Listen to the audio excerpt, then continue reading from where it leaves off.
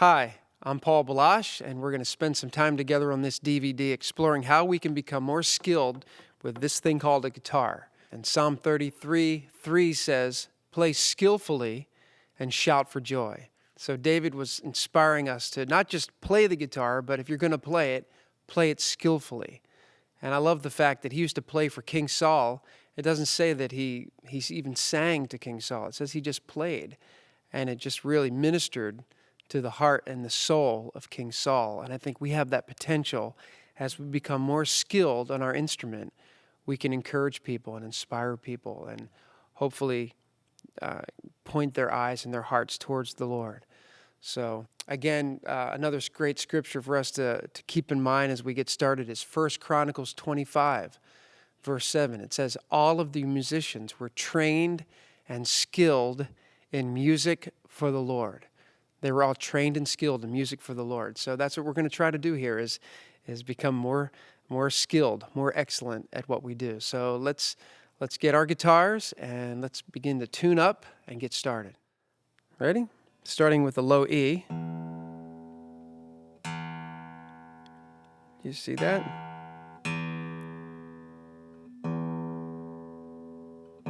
Okay, there's the low E. Let's go to an A.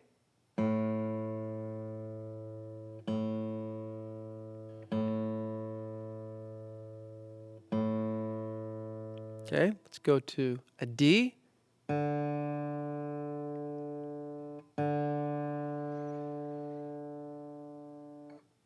go to the G.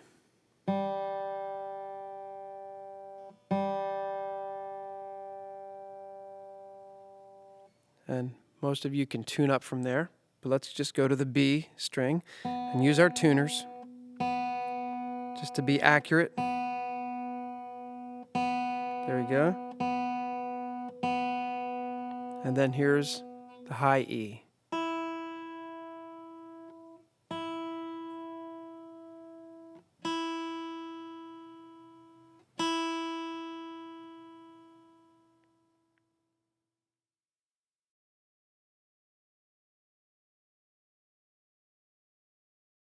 Okay, I want to start off with what I call the open chord concept. On a piano, there's so many keys available. 88 keys typically have all those strings, so to speak. And on a guitar, we only have 6 strings. So we're pretty outnumbered. So the idea is to try to get the most out of this 6-stringed instrument. And one of the ways to do that is what I call the open chord concept. It's to take advantage of all these strings. Instead of just like in the key of D sometimes can be very limiting. You just kind of have those 4 little strings there, but in the key of E, which we call the ultimate guitar key, you just can take advantage of all these open strings here.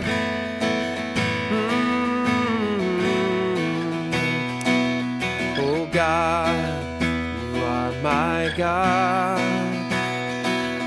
and I will ever praise you. Just watch some of these chords.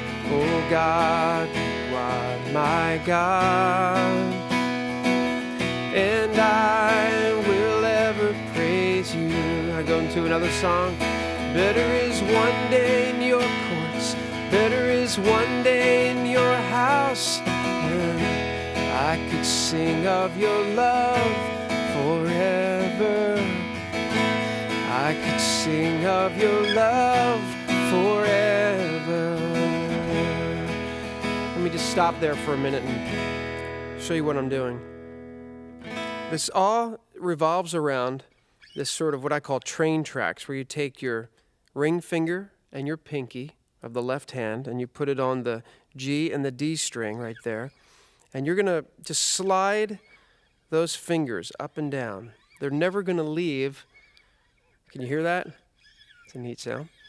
And they're never going to leave the guitar neck. They're just going to be gently laying on those strings, and we're going to move through this chord progression, and all we're doing is sliding those fingers up and down, and as we do that, we're just changing the bass notes. So we start off on the 1 chord. Okay, we'll call that the 1 chord, and then we move up to the 2 chord, 3, 4, 5, 6, and then what we'll call a 7 chord, and then back to 1. And it just allows us to keep this low E in the bass, and walk up, and keep all these strings ringing out. And it's kind of like instant modern worship as far as the sound. You know, instead of going E, F sharp minor, G sharp minor, A, C sharp minor, back to E. Sometimes those kinds of chords can be very traditional, which is not bad. But it seems like taking those same chords and using this open chord concept, it somehow gives it a more modern sound, okay? So I'm just going to go back to that for a minute and play through some songs and just get a visual of what I'm doing here. I'm just allowing these high strings to ring out, and I'm just changing the bass notes while I slide these fingers up and down. So, see you high and lifted up, shining in the light of your glory. Lord, pour out your power and love. Slide up as we sing, holy, holy, holy. Arise, arise, arise, arise, arise. Take your place, be enthroned on our praise. And here I am to worship, here I am to bow down, here I am to say that you're my God. Amazing love, I know it's true, and it's my joy to honor you. In all I do, I honor you. I mean, it's so convenient as a worship leader to not be preoccupied with all these kinds of chords, but to just be able to, when you're leading, to just occasionally look down to make sure you're sliding to the right fret, but just to slide those fingers up and down, and they provide sort of an anchor. Your ring finger and pinky are sort of an anchor. They kind of keep you in position to play so many of these songs, old hymns, you know. All hail the power of Jesus' name. Let angels prostrate fall. Bring forth the royal diadem and crown him Lord of all. There's one exception there.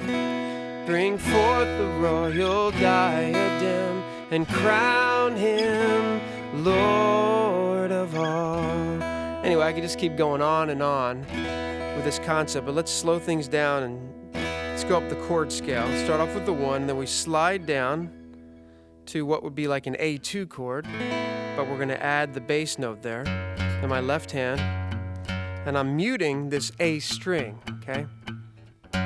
You don't want, you know, although that doesn't sound bad there, but it will sound bad later. So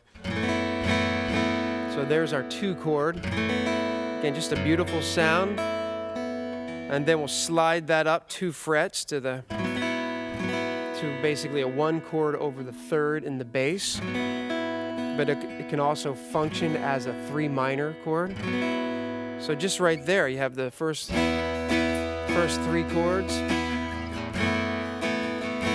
And then slide that up.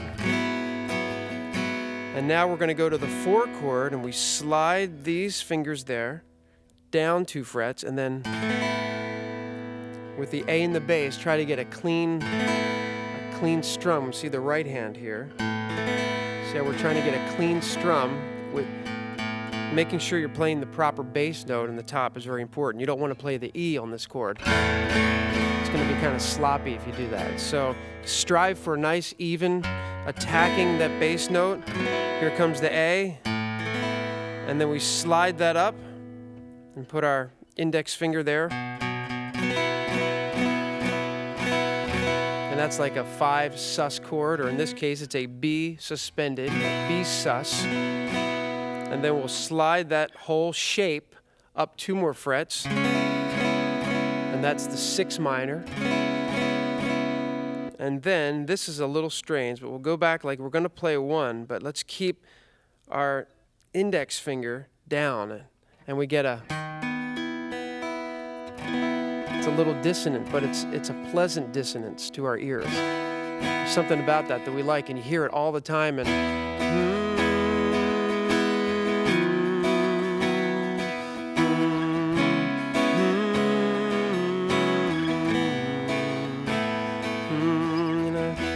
here I am to worship, here I am to bow down.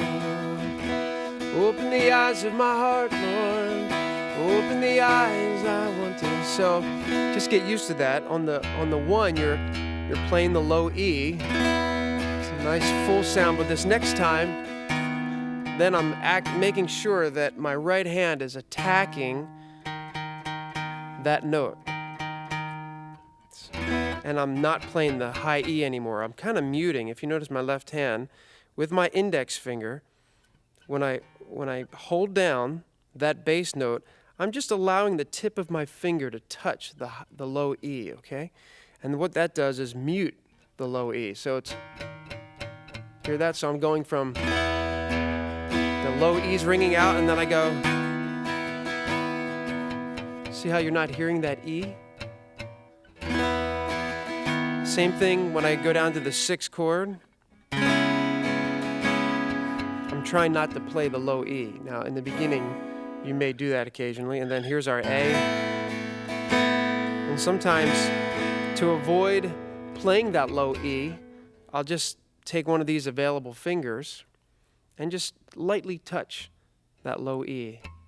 And that's a mute, okay? So that way, and you develop a touch for it, you develop a feel for it, just like driving a stick shift.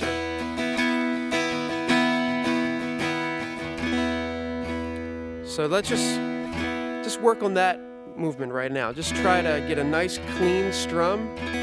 Nice clean strum. Again, in the right hand, I'm using a pick that's not too heavy, not too thin. I prefer kind of a medium pick, so there's a little bit of give to it. And we get a nice clean strum. Strumming wise, on the right hand strumming pattern, you can keep it simple depending upon where you're at. We're gonna spend more time with some right hand strumming techniques later in this video, but the idea is to try to make sure you're attacking the correct bass note and you're striving for just a relaxed strum.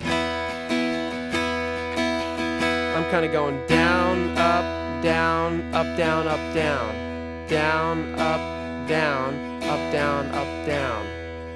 So it's I'm not really thinking about it, but if we slow it down, it's like down, up, down, up, down, up, down. But I'm actually just allowing my hand to do this. And it's like you take your hand away, your right hand away from the guitar to accent the strums that you want. So it's like down, up, down. Just watch my right hand. See, it looks like I'm just doing this. Because, again, you'll develop a feel for taking it away slightly. So it's down, up, down, up, down, up, down, down, up. See, some of those, as I'm just going down and up, some of those are like ghost strums, ghost notes. So it's,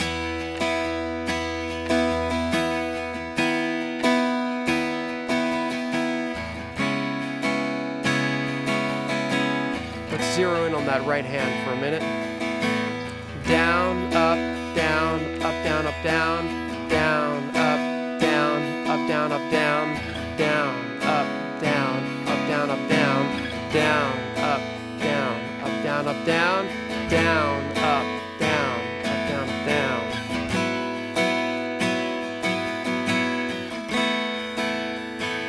Into the 5 chord, and then we slide back to, there's our 1 chord. In this case, it's an E.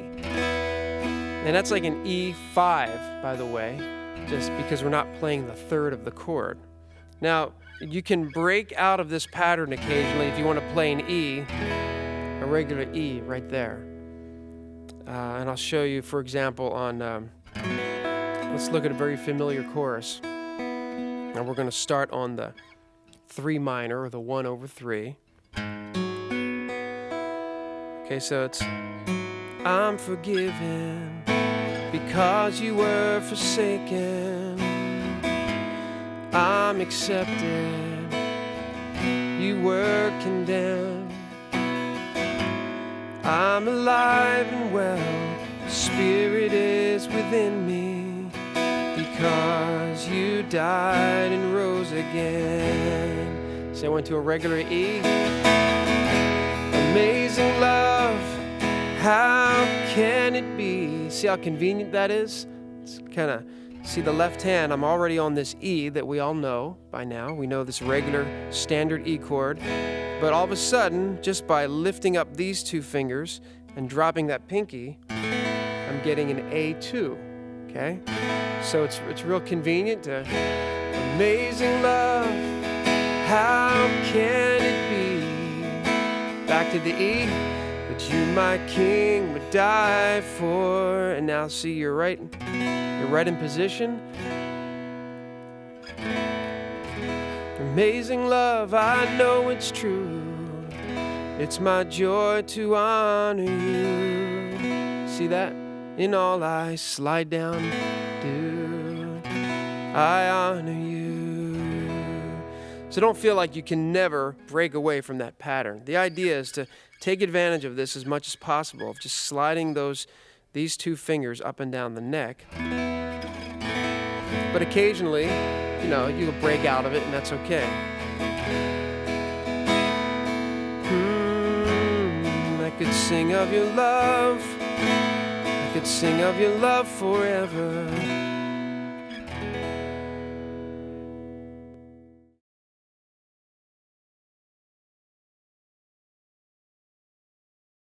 Okay, looking at those same kind of chords, if we were to pick it instead of strumming, I like to use this technique where instead of actually putting your pick down, the finger pick, we'll go over this in more detail later, but for now, I like to just keep the pick handy, and you can either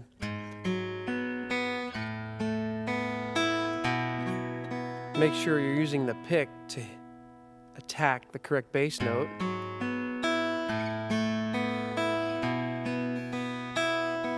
Okay, or sometimes I'll actually put the pick, see my right hand, I'll actually just tuck the pick between these 2 fingers and just initially just try to use my thumb. So it's thumb, 1, 2, 3, thumb, 1, 2, 3, thumb, 1, 2, 3.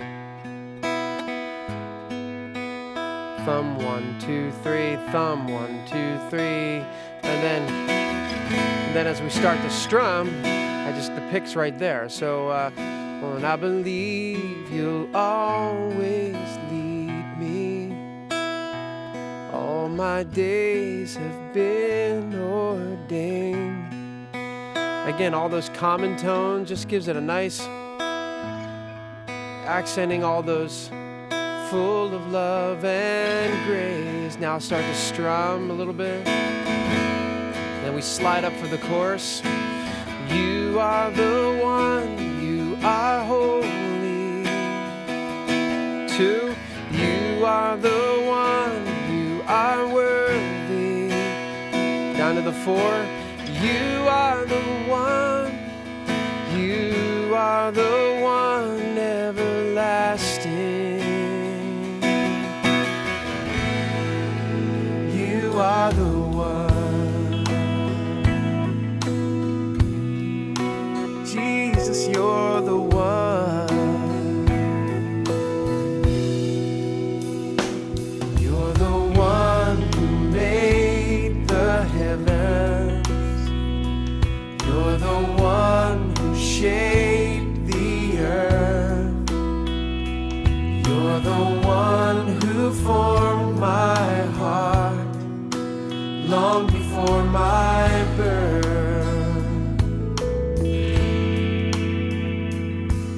I believe you'll always lead me. my days have been ordained. All your thoughts toward me are holy, full of love and grace.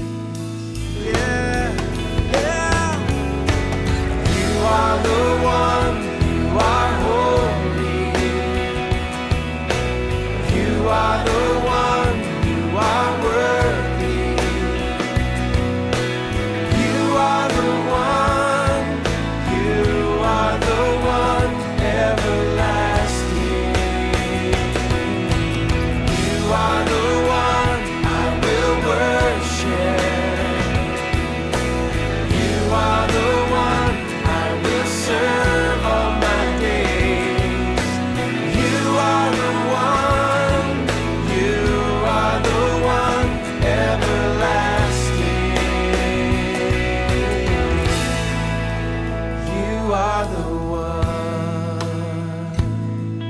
You're the one I will worship. One who called me out of the darkness. One I will follow. Jesus, you're the one, you're the one, you're the one, yeah.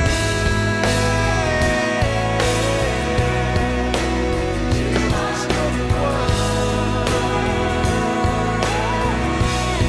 I will worship forever.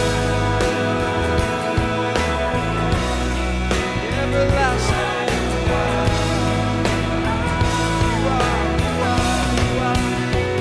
are the one. Lord, you are the one.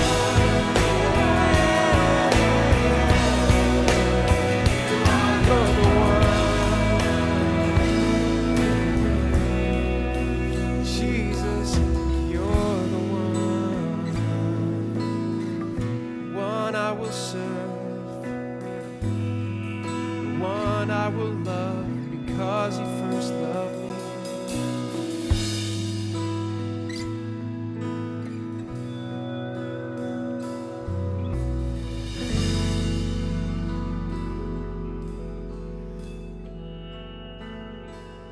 Okay, that illustrates that key of E. Let's look at one more chord before we move on to a different key. This is the 7 chord, basically, like a 5 chord over the 7 in the bass. But if we move this whole shape down 2 frets, a whole step, then that's a flat 7 chord. Okay, that would be like the D. So we have and then slide down to the 4, and slide back up to the 1. A song like I will worship. Slide down 2 frets with all of my heart. Just try that again. Go back up to the 1. I will worship. Slide down 2 frets with all of my heart. And slide down to the 4 chord. I see that's just trying to nail that bass note. All of your way. Let's go to the chorus and illustrate. Here we go again. I will give you all my worship. I will give you all my praise. You alone I long to worship. You alone are worthy of my praise. So there's that flat 7. Again, very, very effective. And the beauty of this concept, again, the open chord concept, is that we're just moving these shapes up and down the neck. And what that does is minimize wrist movement.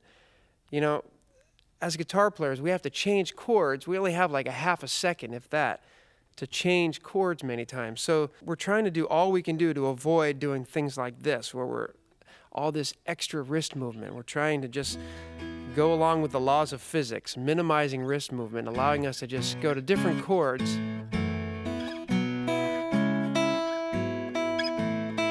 without having to readjust our wrists, so to speak. So let's take this same concept and let's go up a half step using a capo.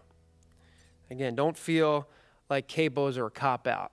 You know, if you were raised playing guitar and made to feel like you were less of a man if you used a capo, I just want to dispel that myth, because capos are a very useful tool for us to take advantage of this. Instead of all of a sudden we're in the key of F and here we went from E to all these wonderful open voicings, and now all of a sudden the song's in the key of F and we have to go, oh man, bummer. And all of a sudden we end up playing first position chords like this, F to B flat, C, and then back to F. That's pretty tough compared to just capoing the first fret and then just adjusting all these chords up a fret, okay? So we just move that up to, in this case, F would be right there on the 8th fret. That's where my index finger is, so that's F. There's B flat, 2, then up to C, C sus, back to F. So we can play all those same songs in a different key. Or let's say that particular day, man, I wish I could play that song in G today. You know, well, instead of having to relearn all the chords, just put the capo on the 3rd fret and adjust by finding that first chord. There it is, all the way up on the 10th fret. Your index finger's on the 10th fret. So, here I am to worship, here I am to bow down, here I am to say that you're my God. It's a little bit high for congregations, but maybe you're doing a solo and you just would like to get the song in a higher range. Well, just use the same concept. Or songs that maybe the key of E would be a little low. Like this, I'm thinking of Amazing Grace, let's say. A lot of times that's Amazing Grace. Works good in the key of G. How sweet the sound that saved a wretch like me. Now there's the 5 chord. Better is one day in your courts, better is one day in your house. I mean, oh God, you are my God. Same shapes, you've just adjusted it with a capo. I will ever praise you, Lord, I will seek you in the morning. I will learn to walk in your ways, and step by step you'll lead me. I will follow you all of my days.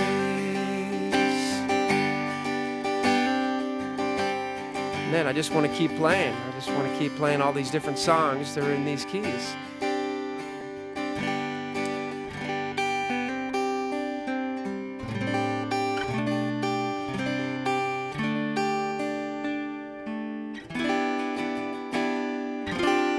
Flat 7.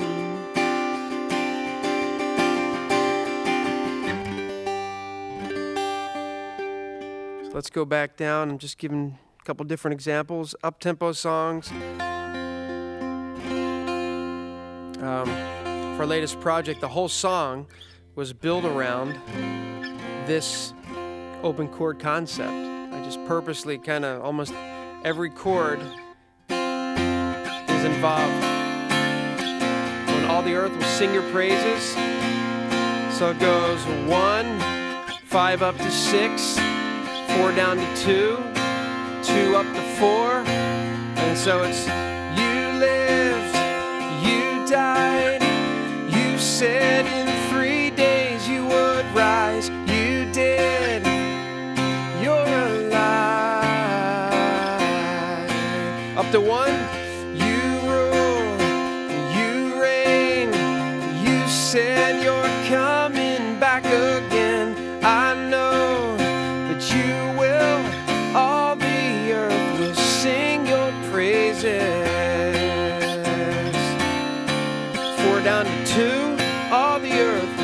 up to 4, back to 1, 5 up to 6, 2 down, 4 down to 2, up to 4, and back to 1. And while we're here in this voicing, look at all these little things you can. There's a 5 over a 1 chord. And then here's another way, instead of sliding all the way down to the 6, here's another possibility, is going 1. That's 5 over 7, and then look at this finger right here can just go. It's the same voicing as the 2 and the 3, but it's another way to play a 6 minor. So 1, walking down. Also, while we're at it, here's the 1, and if you play the same shape but you take off your index finger, that's another way of playing a 4 chord. So instead of going all the way down to playing the 4 there, you can also play the 4 right here. Just make sure you attack the correct bass note in your right hand. So we're going to the 4, back to the 1, hitting the low E. Now let's go to the A. See, the A is in the bass, now the E is in the bass. Attack the A. Hear that? E's in the bass. Now the A's. Now let's put the C sharp in the bass. Put the B in the bass. A in the bass. I mean, look at that. We're not even moving our hand. Just, it's very convenient. Oh, I could sing of your love. When you just want to worship the Lord and just sing out a melody, you don't have to be moving your wrist around. Just stay right here. Yeah, I lift my heart to you. I will sing a new song to the Lord. He is my God. You are my King. 5 down to 4. I was just thinking of a song you could do. You know, hungry I come, walk down to 6, for I know satisfied. I mean, I'm belaboring the point. I could just play probably 100 songs using this concept, but I just encourage you to take out your songbook, take out all the songs that you currently know now, and that you're sort of stuck, you're chained to your songbook. Every time you want to play a song, you feel like you have to run to your songbook and you have to play it just like they say to play it. Well, with this concept, it'll slowly wean you from having to be dependent on a songbook, because these chords, these concepts are in so many songs. Instead of trying to play these standard voicings like they have in the songbooks, try to find the song's voicings with this concept. Try to find those chords using this concept. Go ahead and, if you move this up to G, go ahead and create a chart. In fact, you can download the chart for free on our website. But it'll show you that when you're in the key of G and you're playing this, that would be the 1. So that's a G. That's an A minor. That would be a G over B. And there's a C chord right there. And then there's a D minor, and then back to G right there. Okay, you could even go as high as an A. I mean, while we're at it, just go all the way up to A. It starts to get a little. But again, maybe one of the guitar players on your worship team is playing down here in standard position. If you're a little more experienced, you can go ahead and capo up, play the same song but in a higher voicing, and it's almost mandolin-like if you play up here like. Let's see, you know, blessed be your name.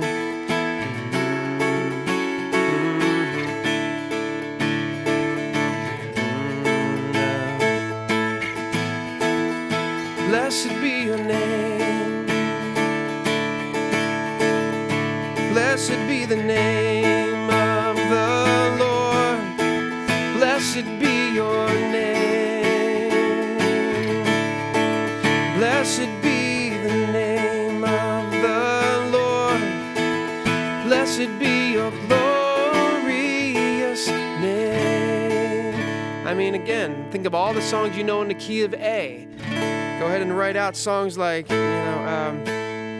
Lord, reign in me, reign in your power over all my dreams, in my darkest hour. Go ahead and find these chords with all the songs that you currently know.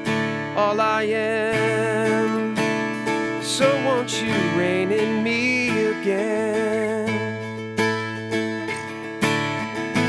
I just love that. I just love all the common tones. Shout to the Lord, all the earth, let us sing, Lord.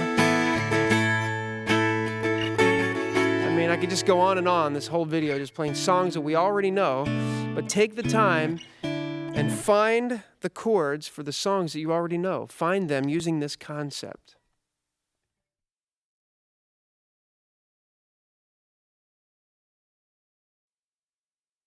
Okay, now it's your turn. I want to give you a little bit of homework so you can cement these concepts in your mind and in your hands. I've got my little metronome here, and I just want to encourage you, whenever you practice, to practice with a metronome, because it'll just make your practice times way more efficient. Instead of just working on your voicings, if you're practicing with a metronome, you're working on your voicings, your strumming, your timing. You're doing a lot of things at once, and it makes it a lot more efficient. So in this particular, this is a Boss Dr. beat that I've had for years and years. And, you can get one of those little Seiko ones for $25 with just has a little dial on it. Either one will do, but just something that will ingrain that sense of time in your heart. Because if you ever hope to play with a band, and many of you already do, or if you want to lead worship more effectively, you need to have that sense of time ingrained in your own mind, in your own heart, so that as you're playing, even without a metronome, when you're leading others, you can hear that in your head.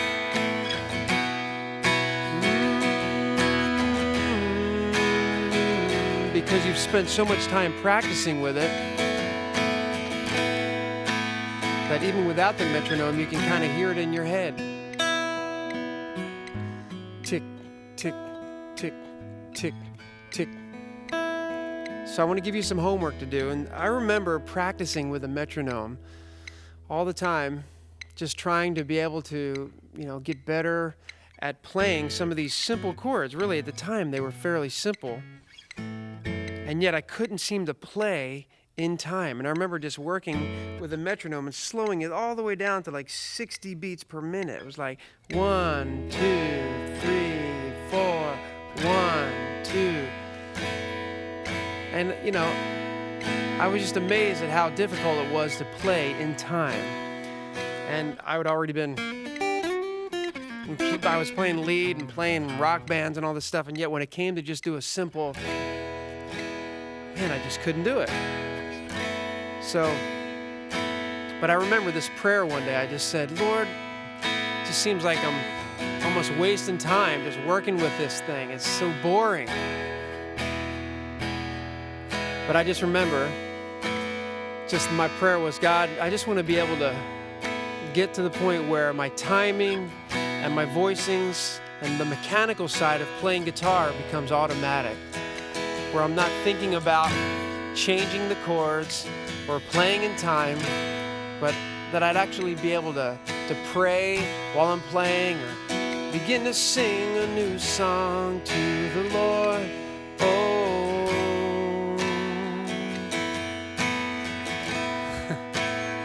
Getting ahead there. I need to work on it. But just to be able to, you know what I mean? You know the difference, right? Where, sometimes our goal can just be to get through the song without making a mistake. And in the beginning, that's a worthy goal. But we want to get to the point where this becomes second nature. We can read the Psalms while we're playing our guitars. Begin to sing out a new song to the Lord. Sing out a new song to Him. Or just reading things out of your journal. And being able to just pray. I would just try to play in time and read the Psalms. The Lord is my shepherd. There's nothing I shall want. Why so downcast, O my soul? Put your hope in God. Bless the Lord. He's the lifter of my countenance. Bless the Lord. He's the lifter of my head. And then I'd practice little worship leader exhortations, while I was playing in time. Psalm 95 says, "Come, let's sing for joy to the Lord. And let's shout aloud to the rock of our salvation. Let's come before him with thanksgiving and extol him with music and song. For the Lord our God is a great God, the great King above all gods." So I'm trying to model this for you in a sense. I'm trying to give you a homework assignment, doing several things at once, making sure that you're playing some of these chords that we just went over on the open chord concept, playing them to a metronome. Find a tempo that you're comfortable with. Some of you can get up to 70 there, but even sometimes playing very slow can be very difficult because we have a tendency to want to rush. So start with 60 beats per minute or 70 beats per minute and work with that for a while, and then maybe go up to 100 beats per minute and just practice all downstrokes like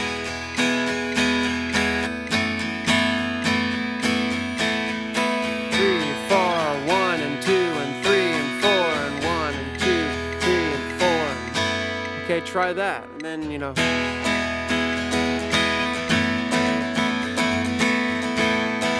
it's like kind of a Celtic. So do that and start listening. I'm going to list some of the songs on this DVD where you can actually just put them together and make one long medley. Okay, a lot of these songs are in the same keys, or can be. I Could Sing of Your Love Forever, Better Is One Day, Open the Eyes of My Heart. They're all can be played in the key of E, or they can be capoed and played in F. Some of them can be played as high as G and still be in that congregational range. So the exercise would be make a list of 10, 15, 20 songs that you know pretty well and that you've begun to work out and find the open chords to. And then write them out, and then with the metronome, try to just go from one song to the next smoothly. And so that it's not, one song and stopping, another song and stopping, but there's just constant medley of over the mountains and the sea, and better is one day. And as you do, let me briefly talk about the right hand concept. Okay, there are several different picks you can use. I have 3 here on my lap. This is a thick one, and listen carefully to the difference that the thickness of the pick can make. So try to hear that. Do you hear that? It's not as flexible. It's a little. Now here's one that's a little bit thinner. Has a little bit more give to it. Now here's a thinner one, and this is for when I'm going to do a song that has a lot of just open chords. I prefer a slightly thinner pick. And can you hear that? A little bit more of the snap of the pick. Can you hear that? So here's an exercise. Set the metronome to like 70 beats per minute, and with a pick that's as thin as you're comfortable with, try all downstrokes. 1, 2, and 3, and 4, and 1, and 2, and 3, and 4, and 1, and 2, and 3, and 4, and 1, and 2. Go up to the 6. 1, and 2, and 3, and 4, and 1. And all downstrokes. That's an important skill. All of a sudden, it sounds very Coldplay. Doesn't it kind of just all downstrokes? If you've ever heard any of their songs, just play these chords, try to play them in time with all downstrokes. 1, 2, 3, and 4, and 1, and 2, and 3, and 4, and 2, and 3, and 4. And try to alternate. Down, up, down, up, down, up, down, up, down, up. And you're striving for a nice clean. Allow your pick to glide over the strings. Don't be too rigid. Just let it. Just try to relax that right hand a little bit. Don't observe yourself getting stiff at times and just relax and just let the pick have some give to it. And occasionally you may drop the pick. That's all right. I do that all the time. But you're trying to get a nice glide. Also strive for hitting the correct bass note. And now we're going to do the same exercise up, down, up, down, up, down, up, down, up, down, up, down, up. See, we're practicing several things at once now. Trying to stay in tune. 6, 4. Now we're going to go back to our sort of Celtic strum where we went down.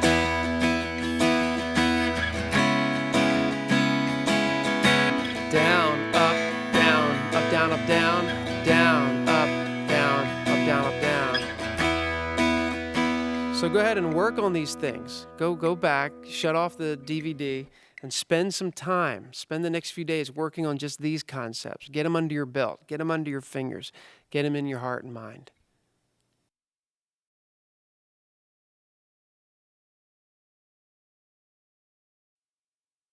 Okay, I could just live in this key all day long. Again, it's hard for me to leave the key of E because it just has so many things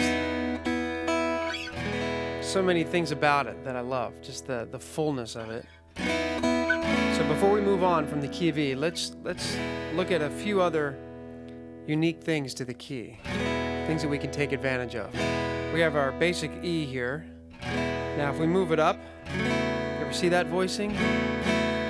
Where we keep the E in the bass, so we have the E, and then we slide that up and use our index finger. And then we slide that whole shape up again. It's a great thing about guitars is that we can lock into a shape and just move that shape around. So it's E, there's a shape, move it up, and then we do like an E here, and then move it up 2 more frets. And you can keep on going, but it's not used as often. But just that, it's just, again, another thing that we can hang on, allows us to be freed up to sing. Okay, or like an offering. I bring an offering to you. To you, my King, I bring an offering. I bring an offering to you. And sometimes I'll end songs with, here's an E, and we'll play an E too.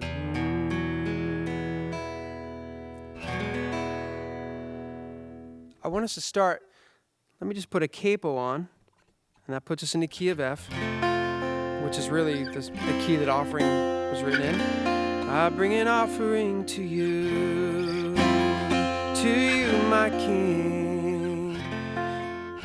Now here's a consideration when we capo, is always be aware that when you capo, it could alter the tuning ever so slightly on your guitar.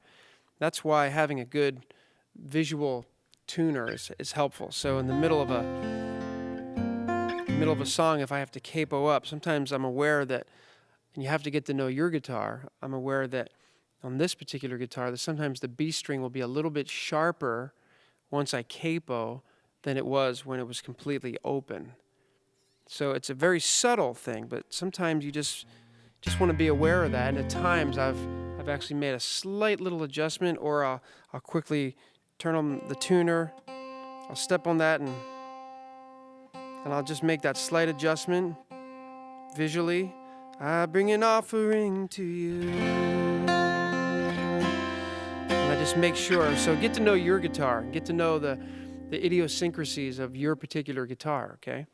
And capo the 3rd fret. Sometimes the 3rd fret will make the low E a little bit sharp. And you have to make these tiny little adjustments. So pay attention to that. Now let's go back to the key of E.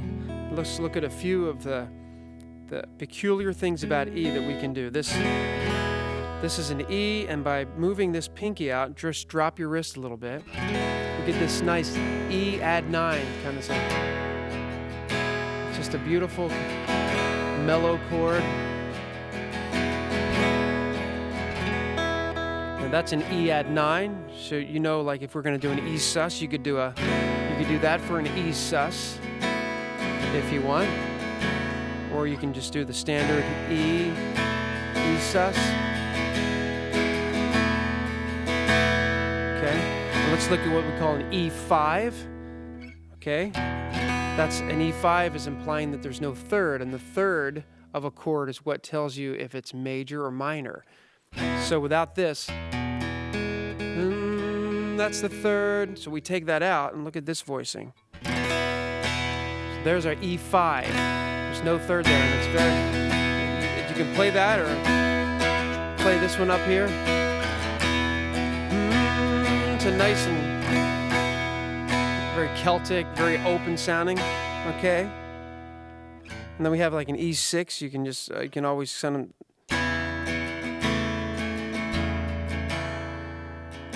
One way to play E6. Then you have your E major 7, which a lot of times you can do that, or you can just slide up. I prefer this one. It's like E. It's basically an E major 7 sound. It kind of has a sneaking a 9 in there too. All right, let's look at some of these other keys and look at what makes some of these other guitar keys unique and peculiar. Let's look for things that are unique to each key, like the key of D, the key of C, key of A, key of E, key of G. Those are our primary guitar keys. So let's look and see what are some things in the key of D when we're in D. How can we take advantage of this particular voicing? Because unlike the E, where we can take advantage of all these extra strings, D, we're limited to kind of these upper 4 chords or upper 4 strings, unless we were to drop the D. But for the most part, we're kind of limited to these 4 strings. So, and while we do that, I also want us to begin looking at the variety of chords in the key of D as all related. Instead of looking at a D6 or a D major 7 and a D add 9, looking at them as separate finger blobs, like when you buy one of those guitar chord encyclopedias, and there's just thousands of finger blobs, and it's so intimidating, and you think, man, how can I ever memorize all these? I want us to start looking at all those chords as just slight alterations of the basic chord that we all know. So starting with the key of D, we all know sort of the basic D chord. So let's go through the options. So a D2 chord, you've all heard of and you've seen a D2. So just by taking off the middle finger, that gives us the D2 sound. And let's go back to a regular D. And listen to what the 2 sounds like, D2. Very nice sound, real open. Back to a regular D. Now let's go to a D sus 4. See, all we do is alter it by putting our pinky there. There's our D sus, or sometimes D4. Now let's extend our pinky up a little more, and that would be a D5, meaning that we're playing roots and fifths, but there's no third in the chord. And again, very nice Celtic sound. Yeah. As we lift up your name, let your fire fall. Yeah. Hail the power of Jesus' name. So I like that sound. That's a D5, and then we have a D6. So there's going back to a D, and how we alter it is just take off that middle finger, or the ring finger. See that? It's a D6. You don't hear that a lot, but...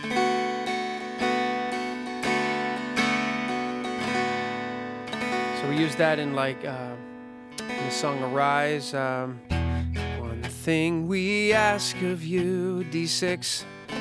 One thing that we desire. So D6 and then a D major 7. Here's our D. And let's get used to just singing just by taking that note down a half step. There's the root. And we go down to the major 7. There's a D7, D major 7. And then if we go down one more, there's our D7. Sounds like that, what was that song? Kiss me. Sixpence None the Richer. It's a good little exercise. D7 to a D major 7, back up to the D major. So again, let's connect the dots. Let's connect these chords and see that they're not entirely different. They're just slight alterations of the D chord that we all know and love. There's a D, and then here's a thing. You'll see a D add 9 sometimes. And a 9 is the same number as a 2. It's the same note. So when we did the D2, so root, second degree of the scale or the chord, that's an E. But when you go up the scale, root 2, 3, 4, 5, 6, 7, 8, 8 or root, and then it 9. So 9 and 2 are the same note, okay? So a D add 9, this is an important distinction because you'll see that a lot. D add 9 or C add 9 or G add 9 versus a G2 or an A2. Here's the difference in a nutshell. A D2 chord implies that you're not playing the third of the chord. You're just playing the root, the second degree of the chord, and the fifth. So it's a real open sound, and you're not defining if it's a major or minor. Now, let's play a D add 9, where you're going to keep the third in there, but you're adding the 9. And it's a little sweeter. You hear that? As opposed to kind of hum that. There's the 2 or the 9. But now we're going to add the third, but keep the 2 right here. That's a little bit sweeter. So just in general, know that an add 9 is a little bit sweeter than just a basic 2 chord because you're keeping the third in there, and the third kind of makes it sweet. Sweet.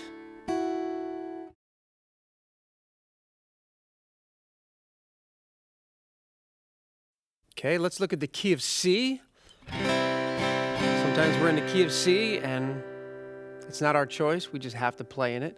And it can be sort of basic, standard. So what are some things in the key of C that we can take advantage of, okay? For one, we have to think about muting that low E most of the time when we're in the key of C, okay? So I'll just kind of cheat a little bit and see this thumb over here in my left hand. Hello, I missed the thumb. Instead of having it back here like the proper guitar technique says, let's go ahead and bring it around and just let it lightly touch the low E, okay? So we get that kind of a sound. And so that way when we play a C chord, if we're strumming, we're not going to get all this extra E. So just bring that around, find a way to mute that. Another way would be to just use this ring finger on your left hand and just again, just by gently touching that string, it mutes it. But I like this one better. So there's our C. And let's add, if we're going to do a 2 chord, a C2, we could go. Okay, take off the middle finger there, and you have to make sure it's not my favorite voicing. It's a little muddy. So another thing we could do is here's the 2 right there. So we could, that's a C2, but I'm getting some of that E in there. So we could go ahead and hold down the G, this note right here, and that's a full-on C2 right there. There are no thirds being played. It's just root, second, and fifth. So we went from a basic C chord to a C2. So we just move our fingers a little bit. And again, very open sounding. It doesn't define if it's major or minor. Okay, now let's go back to a C and do a C sus4. So put our pinky there, and again, I'm going to bring this the surround because we don't want the low E sounding out. We also don't want the high E sounding out on a sus chord. You know, it's kind of modern sounding though. It's almost kind of cool, but only if you really meant to do it. So typically, you know, we don't want the E to ring out if we're playing a sus. So let's figure out how we can mute this high E string, okay? I'm going to vote for this index finger here to just ever so slightly touch that high E. So practice that. There's your, it's ringing out, and then when I go to the sus, I'm going to drop that index finger just so it's not ringing out, okay? So practice that, just going from C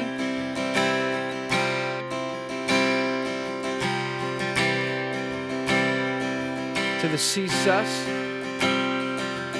without letting that high E ring out. Another way I've done it sometimes is if you want to put the G up top, you can. It's a little bit more of a hand contortion, but.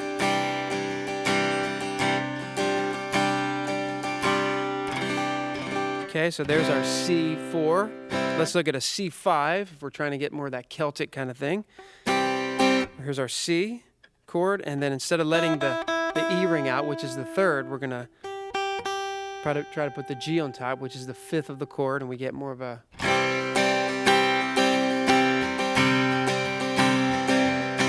way... There's that sus again, another way to play sus with the 5. But the idea is to be able to maximize the number of strings we're playing so we can get the biggest sound that we can, because many times we're not with a band. We don't have the luxury of carrying a band everywhere with us. So if we're in a Bible study or we're leading worship by ourselves on a Wednesday night, we're trying to get the most sound that we can out of this acoustic guitar and 6 strings.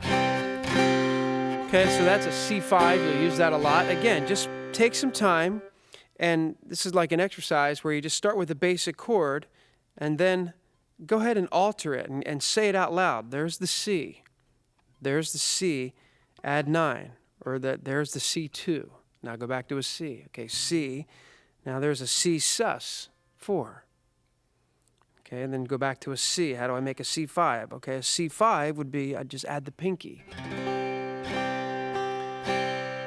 Again, just get away from the finger blob mentality and try to see how these chords are all related, and they're just slight alterations of the basic chord. Now let's go to a C6 chord. Not used very often, but... And then C major 7. There's the C. And then C major 7. And then, of course, we know the C7. Reminds me of a Beatles song. Okay, then C major 7, C dominant 7, okay? C. Now here's just for a little extra credit. Sometimes I'll go up here and use a little bar chord. That's a great C2 voicing.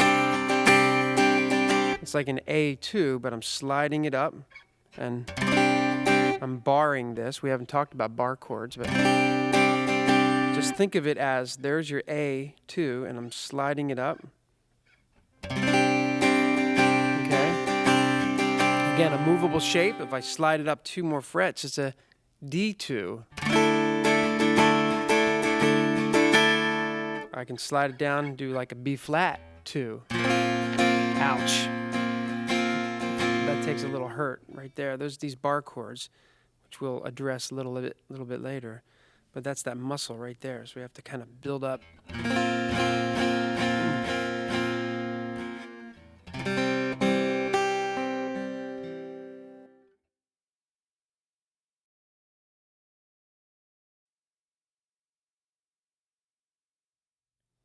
Okay, key of G. Let's look at what's unique about the key of G. Most of us were taught in our formative years to play G like this. But this whole sort of, it's like a tuba voicing. It's a little fat, it's a little heavy. So to kind of make it a little more lean, we go ahead and I personally like to just take that finger off and mute the A string. So we accent more of the up here. Or okay, so just basically play a G like you always have, but try taking off your index finger and muting that A string. We've talked a lot about muting so far. So there's our G. And then let's think about, okay, all of a sudden on a chord chart we see G2.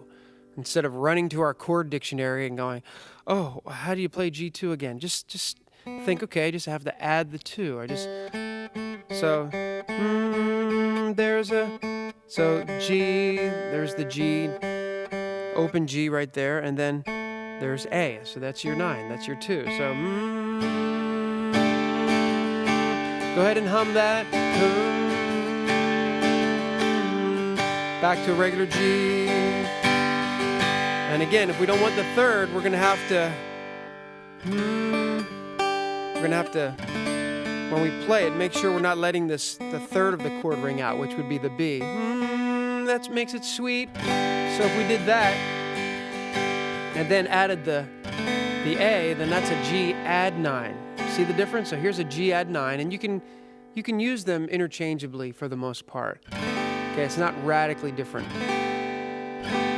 So here's a G add 9, and if we want a G2, I'm just gonna make sure that I'm not letting that B ring out. I'm gonna go ahead and play the 5th of the chord right there. So it's, and then I add the 2. Can you hear that? Here we go. Here's the 2.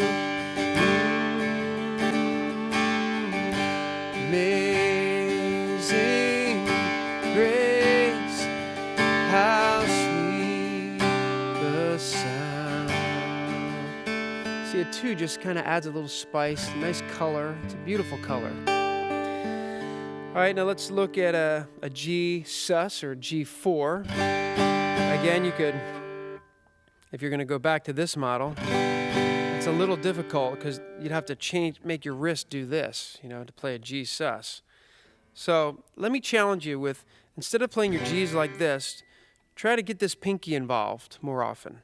Okay, hello. And just put the pinky there and your ring finger up here, and you're muting the A string. But look, now you have these 2 fingers available. They're just sitting around doing nothing. So it's like, hey guys, get to work. So here you go. Now you can get a nice...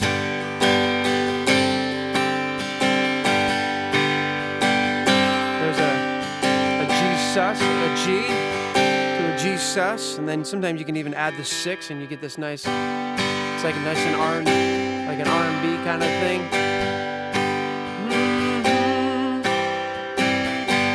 Every step of faith. Okay, and on Stir Up a Hunger, we add the G7 and then sus it. So here's a G7, we're like...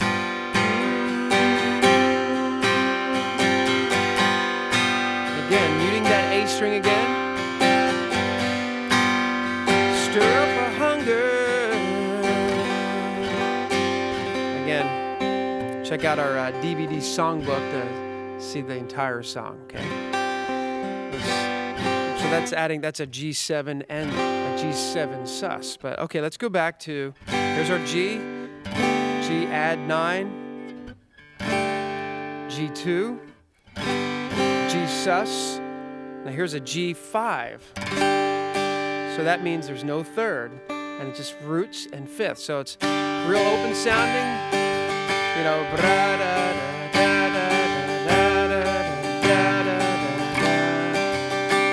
real majestic sounding.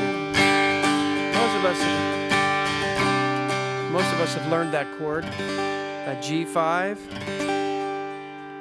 And then there's your C5, and then there's a D sus, and then back to G. I mean, you could just, so many songs, Came from heaven to earth to show the way.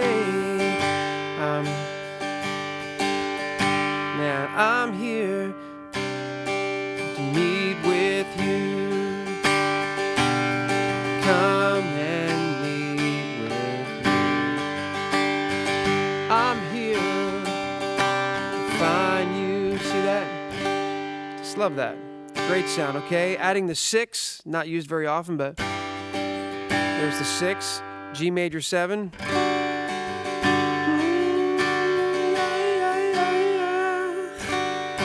They're coming back. G major 7s used to be sort of the 70s chord like Bread or Carpenters, but now you just hear it more and more in sort of an alternative rock kind of sound. So a lot of it's just the attitude, you know?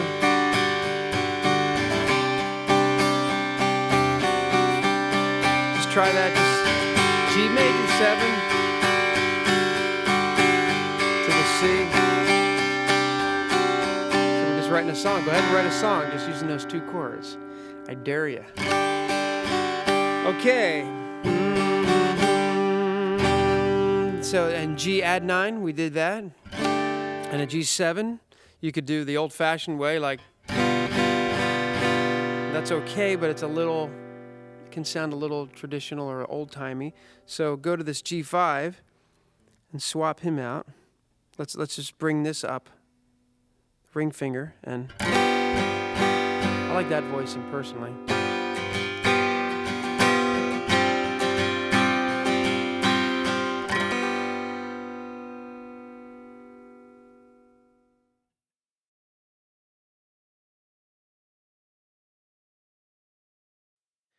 Key of A. Again. Let's try to see all the different forms of the A family as connected instead of separate. So here's our basic A. Now we can play an A like that. Sometimes I'll just bar it, depending on the song. Sometimes it's nice to. Sometimes I'll use these 3 fingers instead of these 3. So there's no right or wrong way to play that. Just whatever helps you make a nice clean, you're striving for a real clean sound. So here's the A, and then an A2 is simple. We just take off that pinky and there we go. We've been playing that a lot so far. There's that sound. Then we go back to A. So you just see the A2 as just taking away the third. The third's right there. We take off the A. It becomes an A2 by taking off the third. Okay, then back to A. Now let's do the A4 or A sus4. We just bring that up. Like that's a good exercise on all of these to practice with a metronome, going from the 2, 4, regular. Standard triad, so standard, 2, sus4, back to standard. 2, sus. Do that in all the keys. Try to strive for that nice clean, and I'm using a 6/8 rhythm, so.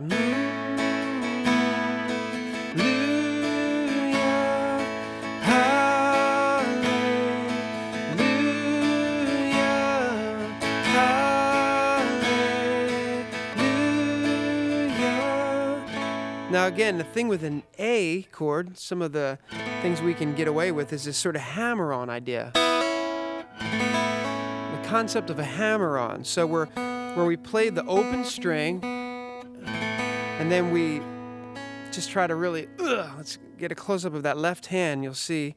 And then you're just like, just the pressure of that pinky, or if we did it with these fingers, you're just kind of like, that's a hammer-on. So you see the pinky's just a little smaller, so I prefer, I can cram it in there a little better. So practice that idea of hammer-on. You can do it in G, where we went. It's where you strike the chord, strike the string, and then come down with your left hand finger, whatever finger seems right at the moment. Okay, so then we have, that's our A4, A sus. Let's go to an A5 when we want a nice open sound. Again, we go from A, so we want to,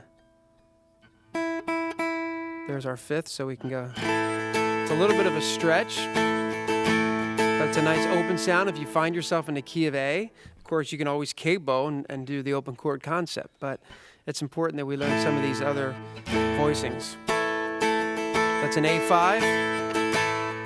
And an A6. We take that off and see. We go from a regular A to a I would just bar that. And then an A major 7. So we just went from an A to an A major 7. And then an A7. You know.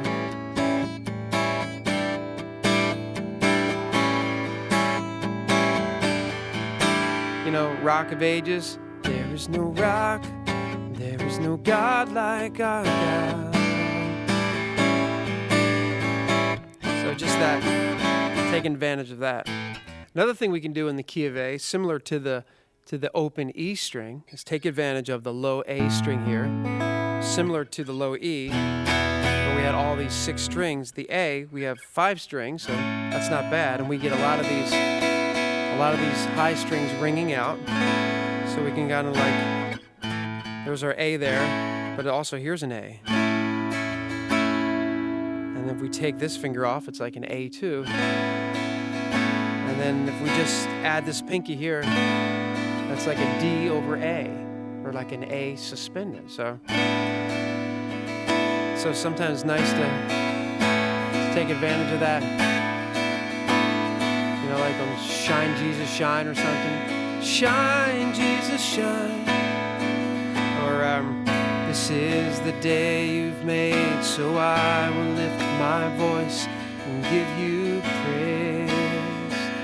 Again, that song just came from just with the guitar in my hand, trying to play simple chords and trying to just worship the Lord. I lift up a simple song, and it was just the beginning of a song. So just get familiar with this, and then you can, there's the E over A, back to a D over A.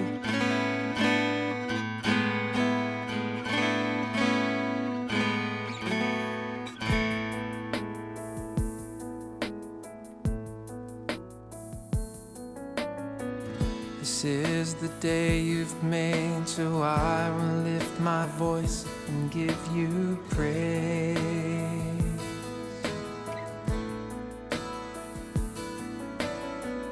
This is the day you've made, so I will lift my voice and give you praise.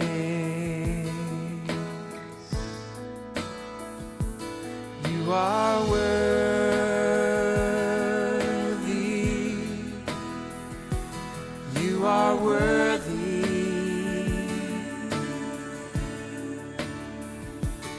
You are worthy.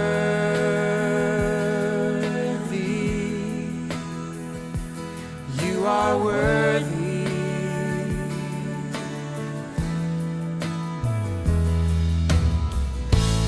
Lord, when you are glorified, my heart is satisfied to know all praise and honor are yours.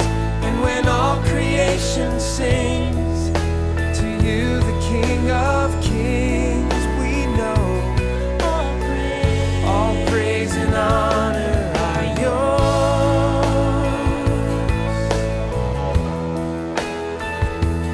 Oh Lord, we know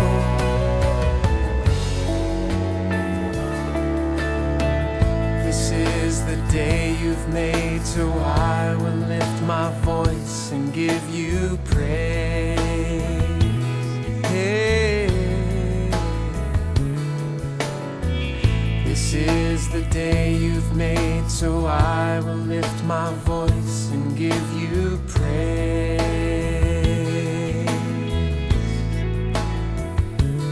You are worthy.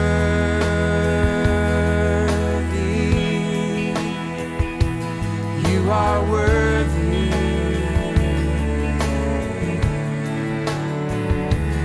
You are worthy.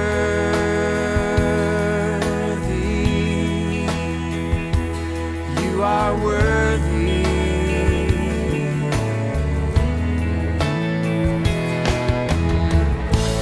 Lord, when you are glorified,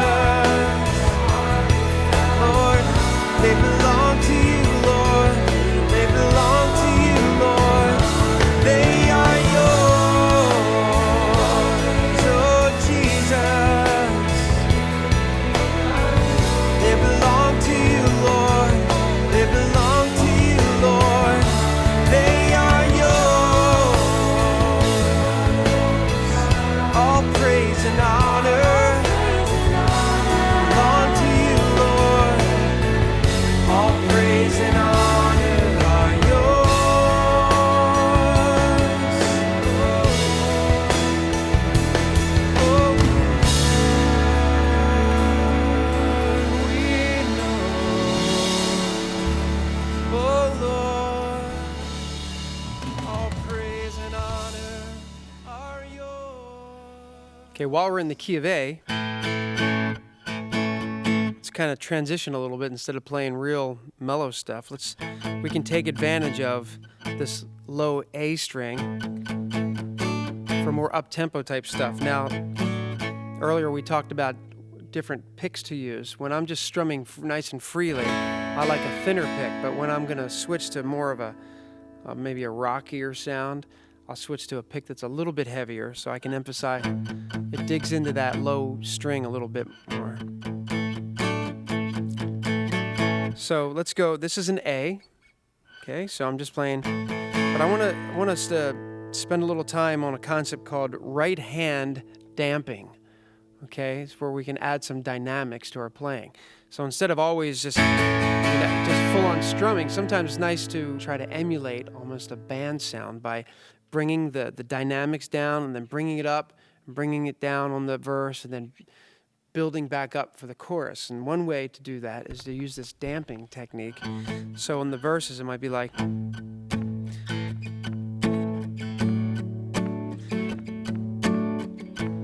And then we kind of build into, then we're building into the chorus, and then back to the verse. And let's get a close-up of what I'm doing here. With my right hand, I'm ever so slightly putting pressure on these lower strings. So this is no pressure, all downstrokes. And now I'm just gonna allow my palm to rest ever so slightly on that A string. Can you hear the difference? Now I'm going to lift it up, put it down, and again, it's one of those things you acquire a feel for over time. Like,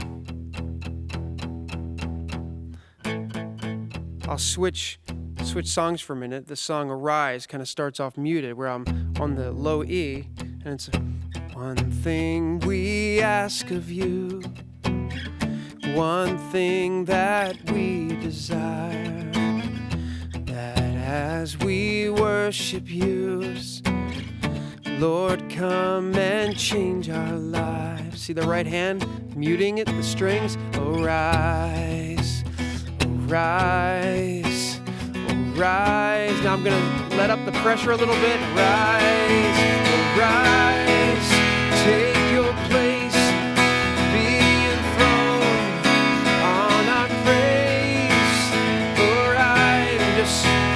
Strumming freely, holy God, as we sing, arise. Okay, let's go back to the verse. One thing we ask of you, one thing that we desire. So again, I'll slow that down a little bit. Just try to get used to that feel where you're allowing your palm to rest against the low strings. All downstrokes. Now lift it up a little bit. Now just apply a little more pressure there. You can do that in any key. You know, like, I'm trading my sorrows. When you're, in the verses where you're trying to keep things a little quieter. I'm laying them down with the joy of the Lord. And then finally, I'm trading myself. Just letting that right hand be free.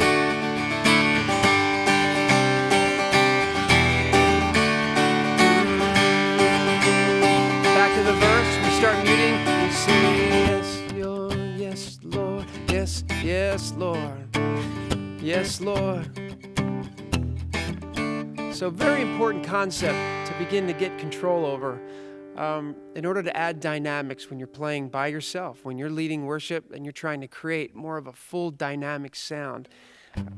This is a technique that'll serve you well. Just spend some time with it. So as an exercise, take some basic chords right now. Let's do G, and then a C, and then a D, and a C, and a G. But let's keep this finger here as our anchor.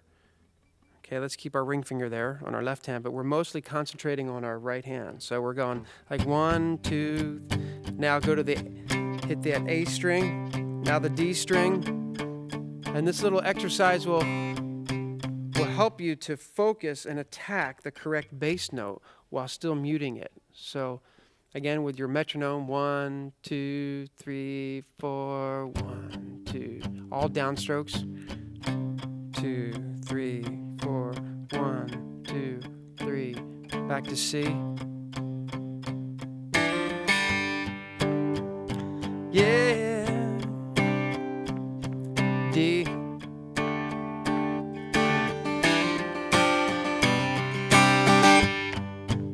And again, just every once in a while to add dynamics.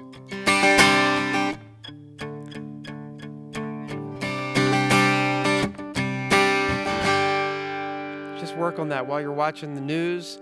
You know, just sit there and just work on that technique. Get the feel for it. It's just through repetition is what will make this a very usable technique.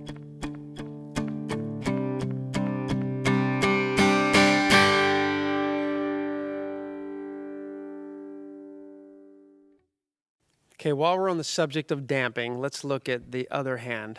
Let's look at the left hand damping. And that's a way to get a percussive sound, again, without a band behind you. It's a way to pretend like you have a drummer with you. And it's, where you get that kind of a thing.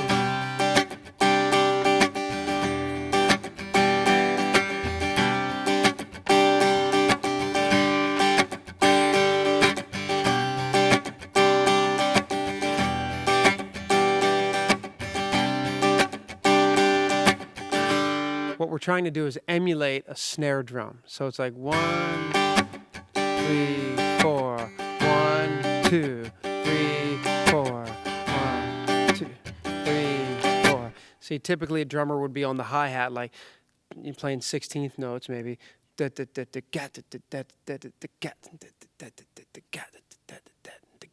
So we're trying to emulate that same feeling. And again, when you're by yourself, you're trying to create rhythm, harmony, you're trying to keep things going. I'm going to actually switch picks and go with a pick that's a little bit thicker.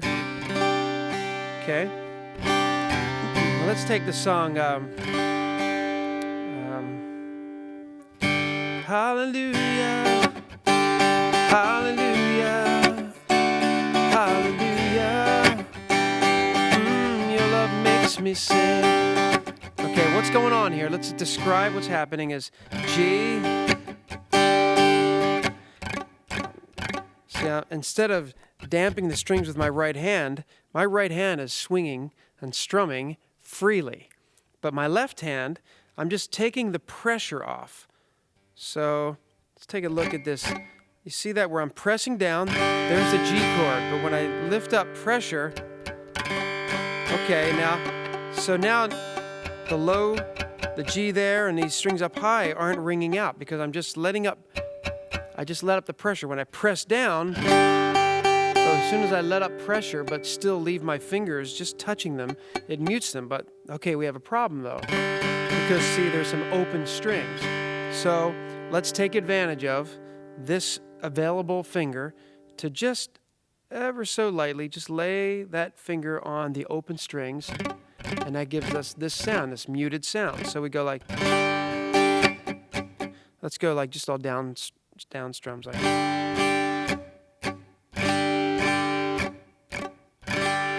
Try that. Pick up your guitar. Try that. Play a G, like a G5 chord we're playing. And then we just let up the pressure and just allow this index finger to rest gently there. Okay, and that's... So we're going 1. So like 1. Okay. So it's a 1.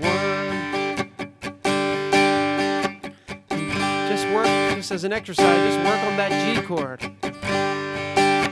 Now go to the C, just drop that and go. See, my right hand is just down, up, down, up, down, up. What's creating the rhythm is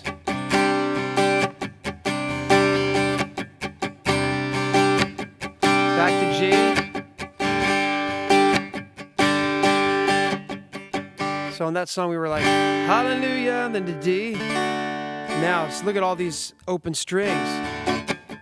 So let's take advantage of our pinky that's available, and let's get used to anytime we play D and we're trying for this technique, just reach that pinky up to just lie gently on the open strings. Sounds like a good Christmas song. Lie gently on the open strings. Okay, so.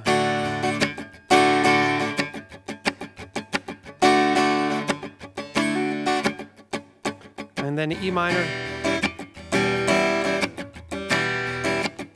See, on that E minor 7, I'm again. Hallelujah, hallelujah, hallelujah. Your love makes me sing. Another song, use that a lot in, is Praise Adonai.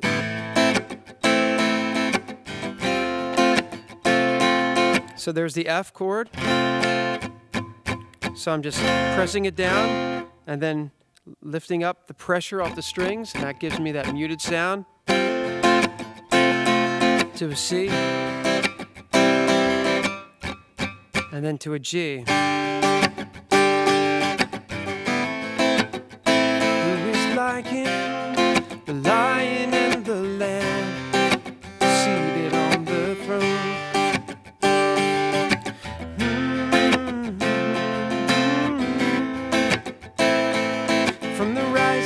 The sun until the end of every day.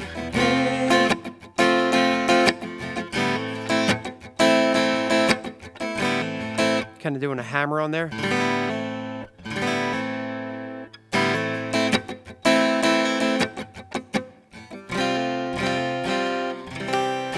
So just go through the song slowly.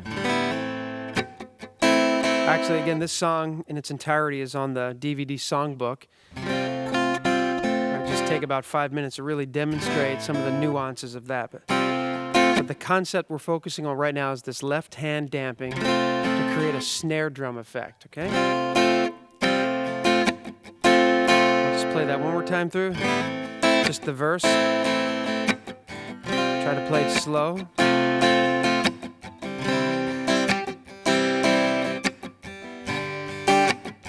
See, sometimes I'm not as clean as I would like.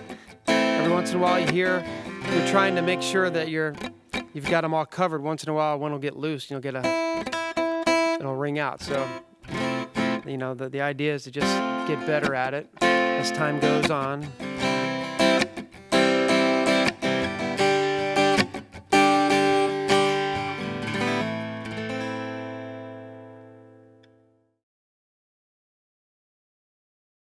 Okay, another song that really demonstrates this right-hand damping quite well, actually, is Blessed Be the Name, Matt Redman's song.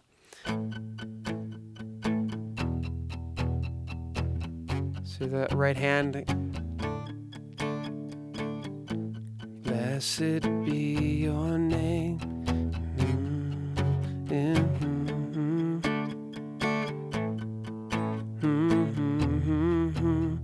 Blessed be your name. Now you could capo it. I do it in this key at my church. It's more congregational. Eventually, here we go. Every blessing you pour out, I'll turn back to praise. When the darkness closes in, Lord, still I will say, blessed be the name of the Lord. Blessed be your name. Blessed be the name of the Lord. Blessed be your glorious name. Back to muting. Blessed be your name. Okay, so let's take a closer look at this. Just the tempo. They're all downstrokes, right hand wise. And I'm just kind of muting that A string a little bit. And I'm accenting the 1, the end of 2, and 4. So it's 1 and 2 and 3 and 4, 1 and 2 and 3 and 4, 1 and 2 and 3 and 4, 1 and 2 and 3. Let's slow it down. 1 and 2 and 3 and 4, 1 and 2 and 3 and 4, 1, 2 and 3. So even though they're all downstrokes, just even within constant downstrokes, there's just little accents. And so the pattern is 1 and 2 and 3 and 4, 1 and 2 and 3 and 4, 1 and 2 and 3 and 4, 1 and 2 and 3. You try it. 1 and 2 and 3 and 4, 1 and 2 and 3 and 4, 1 and 2 and 3 and 4, 1 and 2. Up to speed.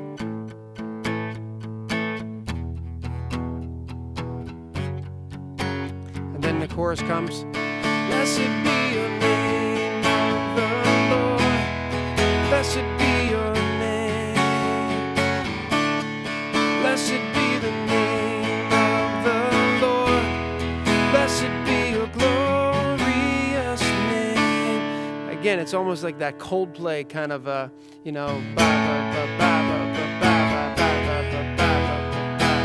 That's, you hear that kind of rhythm in a lot of their songs.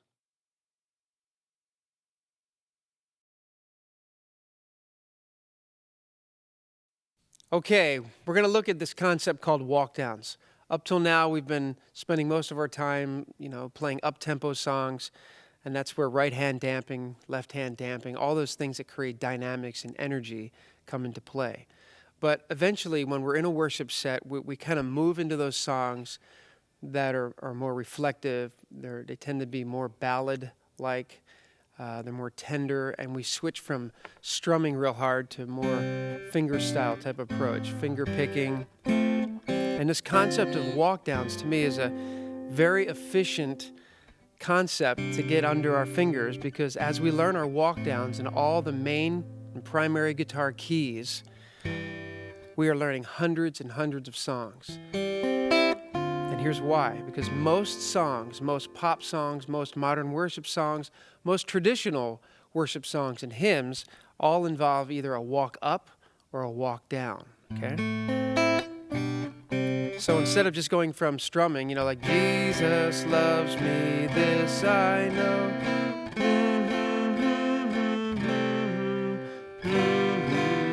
That kind of just straight chord thing. We want to get to where we're actually creating some bass movement and we're adding some color to our chords. So a song like Jesus Loves Me, instead of those straight kind of traditional chords, by adding some bass movement, it adds some interest. So like Jesus loves me, this I know, for the Bible tells me so. Little ones to him belong. They are weak, but he is strong. Again, those walkdowns as the deer panteth for the water, or seek ye first the kingdom of God, or there is none like you. I knew a man bojangles and he danced for me. Just so many songs. Can you feel the love tonight? You get the point. I mean, just think about all the classic songs that are out there, and they all involved either a whole walk down or a partial walk down or walk up. So these learning your voicings with the bass notes is very important. So let's start with the basic key of C, the people's key. Now, a lot of times I'll just tuck my pick in between these two fingers, but I'm going to go ahead and put the pick down. We're just going to concentrate on this pattern where it's kind of a claw technique. You don't have to be a Travis picker. You don't have to be very complicated when you're playing worship songs. In fact, I find that if you use a simple picking pattern, it's more conducive to worship. It doesn't draw attention to itself like, whoa, cool, look what that guitar player's doing. He's really cool. You know, I think just the simpler, the better. And you do it with a metronome, you know, starting at maybe 60 beats per minute. And it's like pinch 1, 2, 3, pinch 1, 2. So let me show you what I'm doing. I'm pinch. It's like a claw technique or a pinch. I call it a claw, where I'm striking the bass note with my thumb, and then I'm assigning each of these fingers a string. Okay, now they can either be this string set, the D, the G, and the B, or they can be this upper string set. Either one, it doesn't matter. You can decide, you can choose, okay? But the main thing is make sure that thumb, so you could do a thumb, 2, 3, 4, thumb, 1, 2, thumb, 1, 2, 3, thumb, 1, 2. Or you can go pinch, where you're kind of, just try that, just, you're kind of, it's almost like you're squeezing a tennis ball. And you're sounding them all at one time. Okay? So let's try that technique. So pinch 1, 2, 3, pinch 1, 2. Also want to say, notice my nails are just a little long on the right hand. Any longer, it could spell trouble. But I like, James Taylor always preferred a little skin and a little nail. As opposed to, if you put on those metal finger picks, it can be really brittle sounding. So this is kind of, the ideal is to have a little padding. So on your finger you have a little skin, but you also have a little nail to give it sort of an attack. So that's my preference, if it's good enough for James, you know. So here we go. That's our right hand. Pinch 1, 2, 3, pinch 1, 2, pinch 1, 2, 3, pinch 1, 2. I'll tell you, that pattern, you can use that 90% of the time. I'm really into this 90% thing. But really, 90% of the time, that will just cover most situations. So, now let's look at the left hand. Our goal here, see, we could go C, and then we could go G. Our next chord is a G, and then it's A minor, and then C over G. And earlier, we talked about trying to minimize wrist movement, okay? So that's an important concept. So instead of going C, G, I'm exaggerating a little bit, and then A minor, and then F, and then C, and doing all this kind of extra movement, we're going to try to use voicings that minimize the wrist movement. So that means we're probably going to use this pinky more than you're accustomed to. So let's put them to work. So we're going to go C to a G over B, to an A minor, pinch 1, 2, 3, F, C over E, and then D minor, 7, and that's either an F over G or a G7 sus. We could go. So it's pinch 1, 2, 3, pinch 1, 2, pinch 1, 2, 3, pinch 1, 2, pinch 1, 2, 3, pinch 1, 2, pinch 1, 2, 3, pinch 1, 2. Again, try. Hear that metronome in your head? Pinch 1, 2, tick, tick, tick, tick, okay? Again, practice these with your metronome so that you're making best use of your time. You're maximizing your practice time, making it very efficient, working on your timing, your tuning, your voicings, these finger, the muscles in your finger. You're doing all these things at the same time. So try this with me if you have the guitar in your lap. Here we go. C, G over B, A minor, C over G, F, C over E, D minor, 7.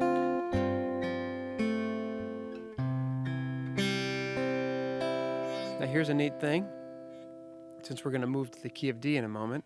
This chord shape right here, this F over G, 4/5. It's a movable shape, which means we can move that shape up, and it's a great way to switch from one key to the next. Let's say we're in a key of C, and we go, Lord, I long to worship you. And we go to a 4/5 in C, move it up 2 frets, 4/5 in D. Now we go to the next row of chords. Walk down as the deer panteth for the water, so my soul longeth after thee. See that? So we were in key of C. Lord, I long to worship thee. And then we go to the 4/5. Up 2 frets as the pinch 1, 2. And now we're into the key of D. So here we go. We could do the typical D voicing. But again, think like an arranger. Think ahead. Where are we going? And since we know that our next chord is going to be this A over C sharp, maybe instead of playing a D this way, we'll play it this way. By the way, make sure you download all the voicings that I'm using. Download all the voicings at the website there. So here's D, but instead of playing it this way, I'm going to play it this way, since my next chord is going to be that A over C sharp. So it's pinch 1, 2, 3, pinch 1, 2, pinch 1, 2, 3, pinch 1, 2. Let me just say, I remember practicing just these 3 chords for a long time, and these are killer because it requires that, you know, you're squeezing these strings, you know, you're pressing down really hard in order to create a nice clean sound. You don't want to get away with like you don't want this kind of a sound. And if you're getting that kind of sound, it means that you're not pressing down firmly enough, pressing that string against the fretboard. So it requires a lot of physical strength right here, this muscle right here. So sometimes on these walkdowns, just an exercise, even as you're watching TV, if you ever watch TV, just sit there with the guitar in your lap and just practice these voicings. Just get used to the actual physicalness of pressing down the strings. You don't even have to make noise if there's other people in the room. Just go ahead and press these things down, and through that repetition, you're going to build up strength in your muscles, and you're also strengthening, you know, your brain, telling your nervous system, telling your hand what formation to make, okay? Formation. That's a funny word. Okay, so here we go. D, A over C sharp, B minor. So I just remember with a metronome, just practicing this, pinch 1, 2, 3, pinch 1, 2, pinch, and then I'd walk up, say, pinch 1, 2, 3, pinch 1, 2, pinch 1, 2, 3, pinch 1, 2, pinch 1, 2. I mean, it might seem boring as the day is long until you're in that moment of worship where it's real intimate and it's real quiet and the keyboard player is just playing a nice pad, and you come out and you're leading this confidently. You're, as the deer panteth for the water, so my soul longeth after thee. Or maybe it's when the music fades. There it is. There's that movement right there. When the music fades. So just for those notes to ring out requires just the physical strength. So just work on those first 3 chords, and then you can continue your walk down. G. I cheat there. Just bring that thumb up over the top. So pinch 1, 2, 3, pinch 1, 2, pinch 1, 2, 3, pin. So that's that James Taylor. We talked about hammer-ons earlier. He loved the key of D, the voicings that, you know, and same with A. So here we go, last time, D, key of D. Now I'm kind of breaking up my picking pattern once in a while. Instead of going pinch 1, 2, I'm kind of going thumb 1, 2, 3, thumb 1, 2, thumb 1, 2, 3, thumb 1, 2. Instead of picking, I'm just hitting the bass note. Thumb 1, 2, 3, thumb 1, 2, thumb 1, 2, 3, thumb 1, 2. Let me point out one more thing, that whenever possible, try to keep an anchor note or an anchor tone between chords. And in these last 4 or 5 chords, I'm holding down the ring finger right here. So I'm going G, D over F sharp, E minor 7, A7 sus, back to D.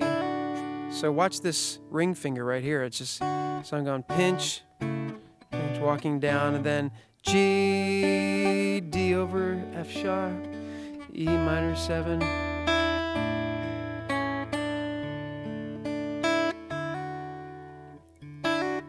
See that? So it's an anchor. It kind of helps us as we're making our changes and makes them a little bit cleaner if there's a common tone.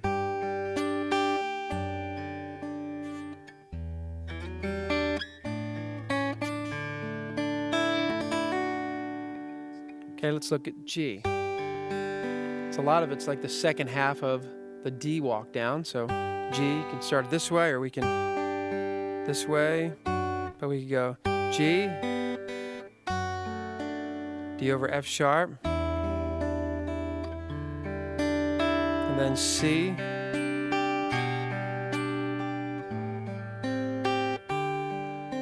see, what I like about G is that there's a lot of common tones. Again, that G on top, and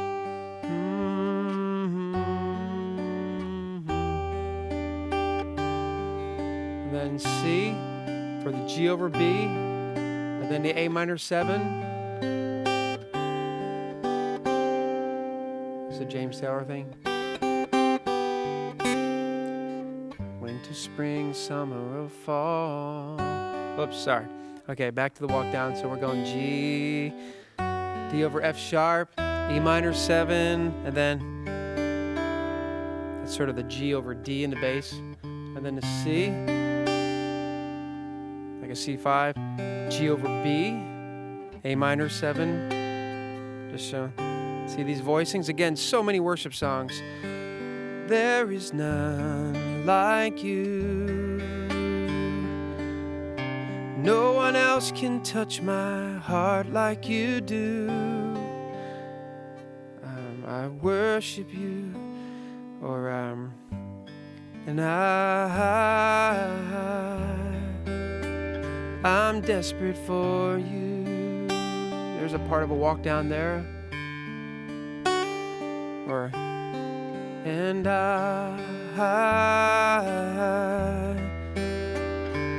I'm lost without you.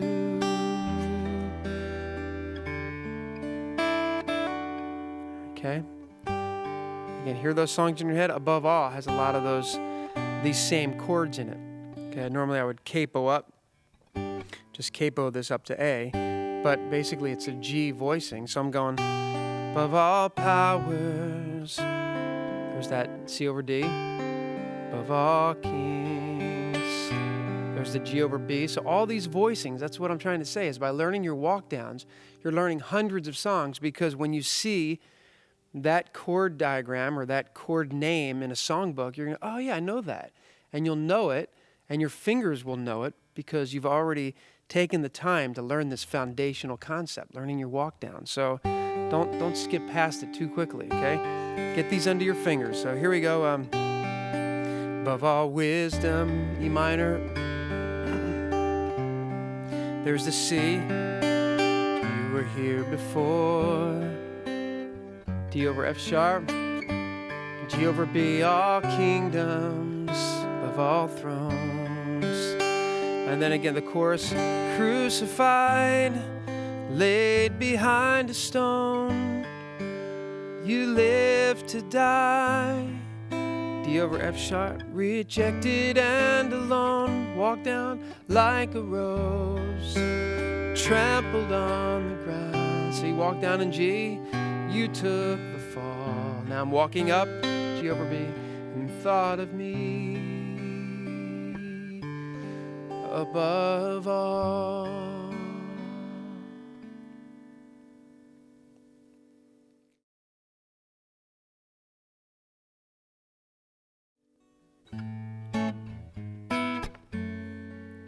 Walk down in the key of A.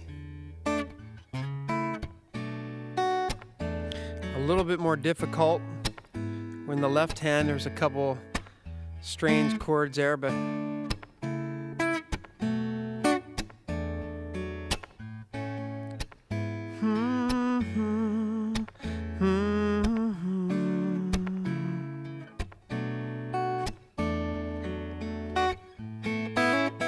okay, let's look at this A.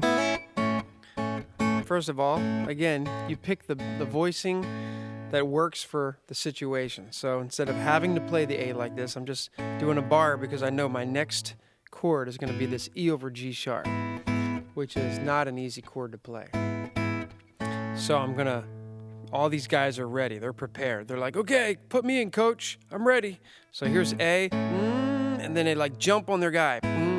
So boom, boom, boom. So A, E over G sharp, F sharp minor 7. Bam. Again, you could just kind of work on this. And I don't know, I just feel like you could do the walk down. You could do the finger picking thing, but you know, kind of like draw me close to you, and then it's lay it all down again. Hear you say that I'm your friend. That's when I use this kind of walk down often. Or in the song Shout to the Lord, my Jesus. A lot of these chords.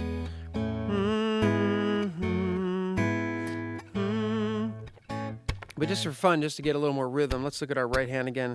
We're going to do that kind of plucking or claw technique, and it's like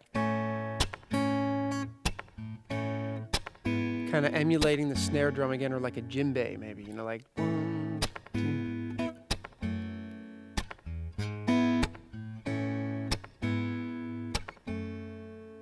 So just hitting the strings and muting with my left hand. So ba.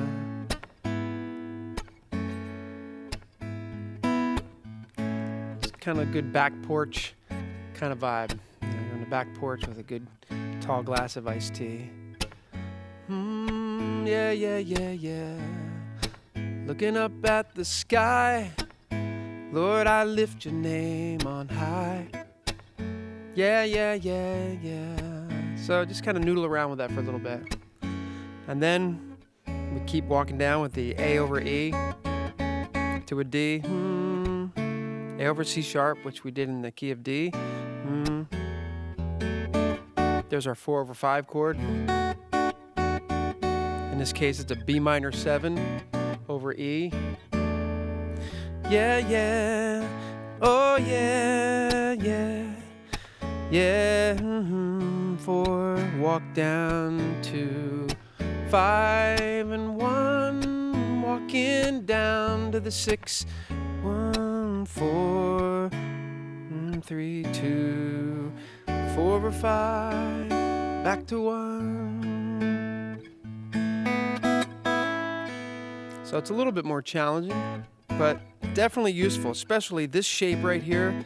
As hard as that is, that E over G sharp, it's a movable shape, so it's worth getting familiar with it because you can move it around. If you're in a key of F, you can go like, it's like da da da da da da da da da da. If you don't have time to put your capo on, you can use that. Or if you're in a key of G, da, da, da, da, instead of going to that voicing, you could go, it's a 1 chord over the 3rd in the bass voicing. So when in doubt, you can always pull that out. Hey, it rhymes. And then let's come back to the key of E in this walk down.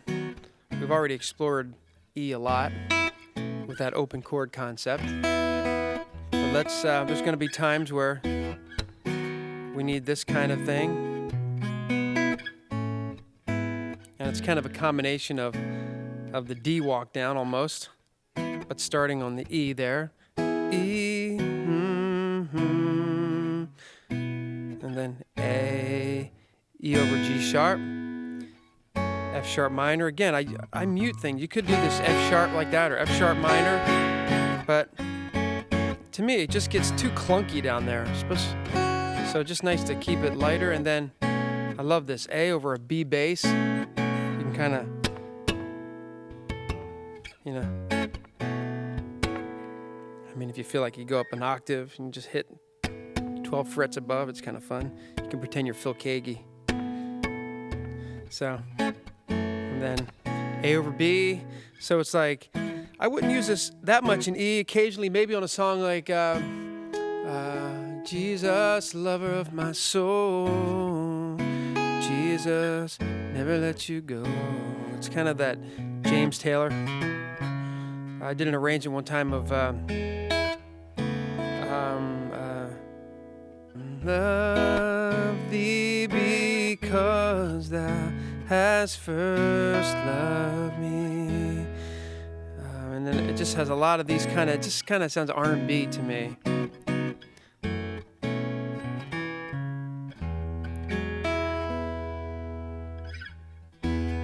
So, try that. Again, it's one of those things that if you may find yourself capoed, where you have to do a good walk down in the key of F, and instead of using the open position, all of a sudden you find, okay, there's F right there.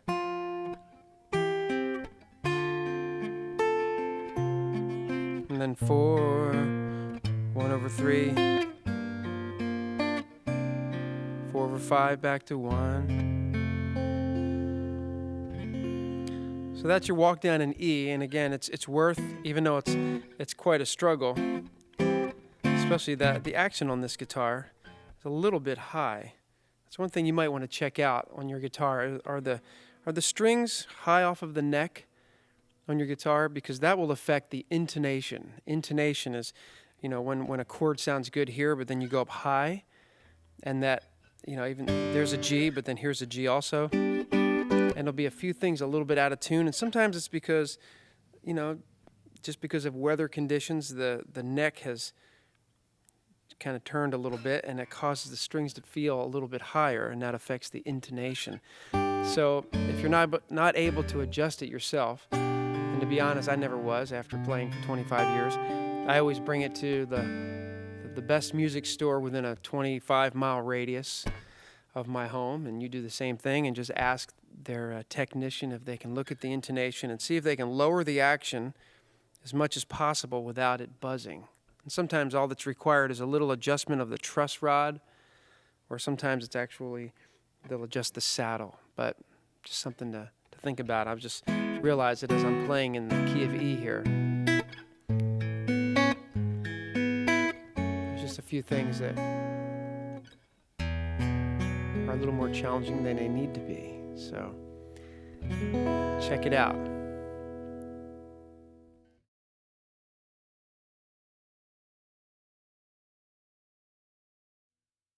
So by now you might be asking yourself, well, this is fine, Paul, as long as we're playing in G, C, D, A, or E. You know, that's great. But what happens if we are playing with a keyboard player and the keyboard player wants to play a song in A flat? You know, we can try to bribe them or talk them out of it, or we can simply take our capo and put it on the first fret there, and let's just say, hypothetically, let's say the keyboard player just really wanted to do the song in A flat. The singer, it just sounds better in her voice. She wanted to do a special with it, so instead of freaking out as a guitar player, I'm just going to put the capo on the first fret, and I'm going to play the song exactly like I just did in the key of G, but now I'll be in A flat. Above all powers, above all kings, above all nature and all created things. Same thing, maybe B flat. I can move it up, third fret, and now I'll play above all powers, above all kings. So you don't have to be intimidated by B flat anymore, because just think G. Think G and hear the numbers. You might want to check out the Music Theory DVD, but to hear those numbers, the same numbers, 1 chord, walking up to the 4, 5, back to 1. Same thing with the key of D flat. Just put it on the 1st fret and play your C walk down. That's the key of D flat. Or if you wanted to play in the key of E flat, put it on the 1st fret and play like you're in D, but now everything's moved up. It's so important to understand that capos are a guitarist's best friend. They're better than dogs when it comes to playing guitar. They really are a good friend. Thank you, my friend.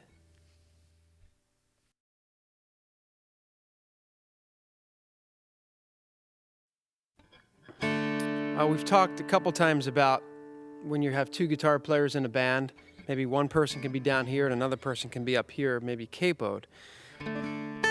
But sometimes even without a capo, you can make the choice to go up a little bit higher and play a voicing up here. But you have to know your triads. You have to know the chords up the neck.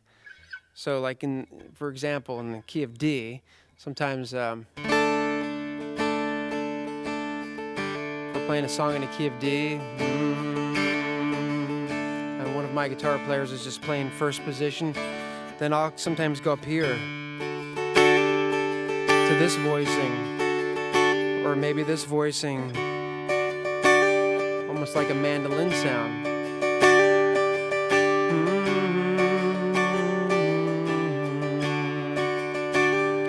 You know, that be the center, Jesus, be the center.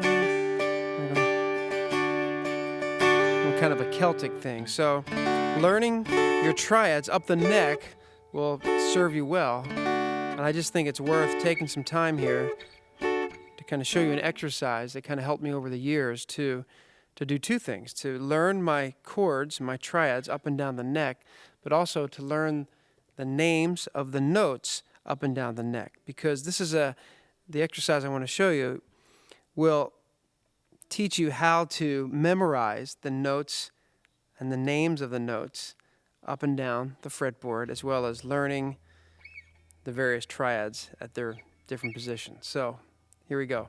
And at the same time, we're going to bring in our metronome. And with the metronome playing, what I want you to do is play the lowest possible triad and look for the root of that triad and stare at the root and actually say the name out loud. So in this 1st D triad, there's the D note right there. That's the root of the triad. Okay, so I'm going to say D, and I'm looking at the root. Okay, that's going to burn that image in my mind. And then I say D, I do this voicing, and I'm staring. Here's the root of that triad, of that voicing. It comes from this bar chord, okay? So I'll say D while looking at the root. And then I'll go up to this voicing, and there's the root of that triad, okay? So with the metronome playing, it's a very efficient exercise. Let's just set it to about 80. And we'll do 4 beats per triad to start off with. And we'll just D is the 5 chord of G, so we'll go there, and then G is the 5 chord of C, and that's how we'll move from chord to chord. So here's the exercise. So let's start off with D, and we're going to stare at the root, and we're going to say out loud, 1, 2, 3, 4. D, 2, 3. D, and then D. There's D, and D. There's the root, then D. Now I'm going to go to G. G, there's the root on top. G, there's root right there on the B string, and then there's G, there's the root. G, there's the root, and then G. Now we'll go to the C. C, and then C, there's the root. C, C, the root's on top. C, back to C. Let's go to F. F, and then F, there's the root,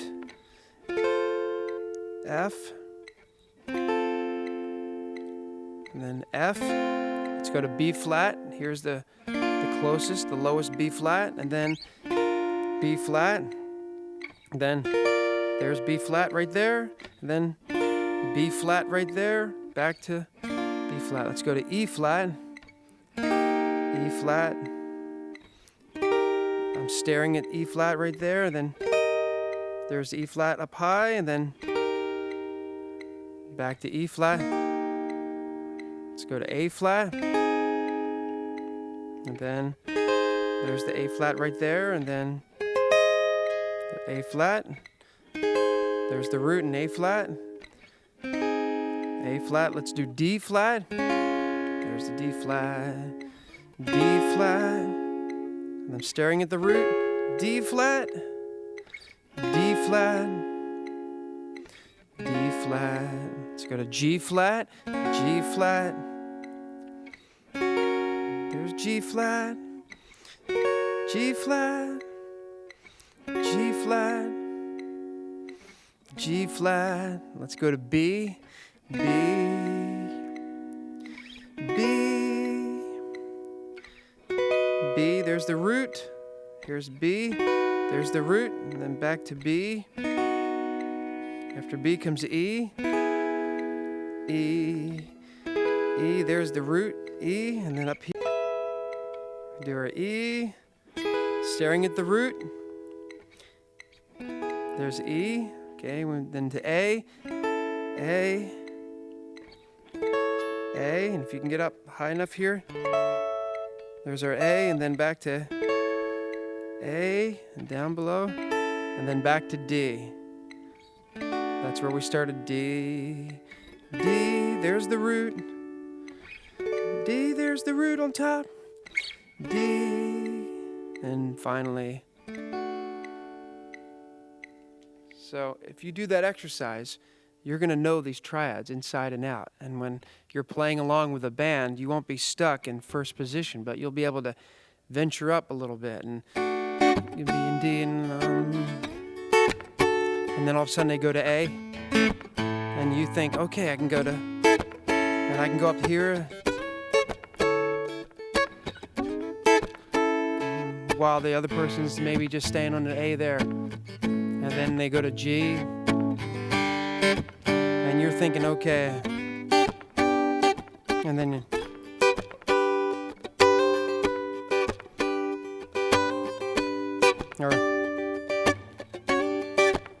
okay, while they're down here. So it's very, very useful. I just encourage you, just go back over that exercise. Do it again. It seems a little monotonous, a little boring. But as you start experimenting with some of these triads up the neck, you're going to start to see the fruit of your labors.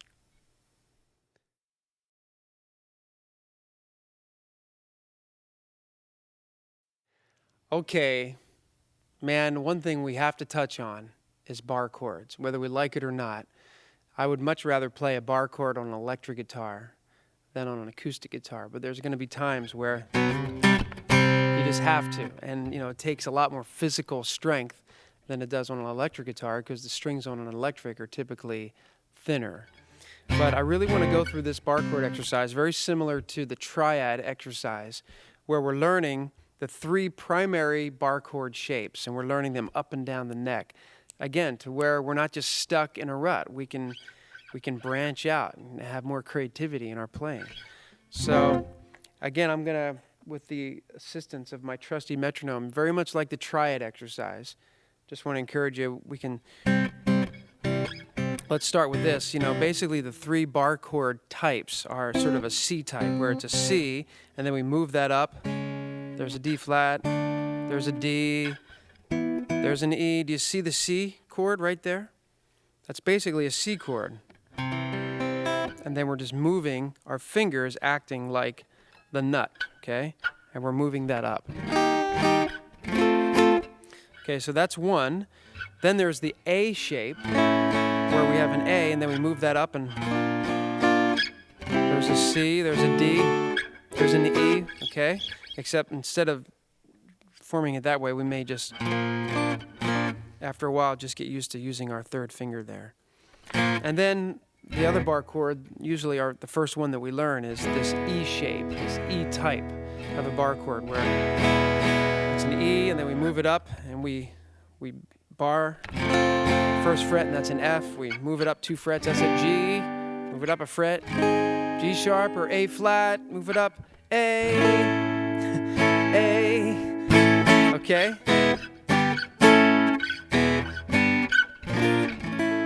Okay, so let's try this exercise where we're actually learning, again, we're learning the names of the notes on the fretboard.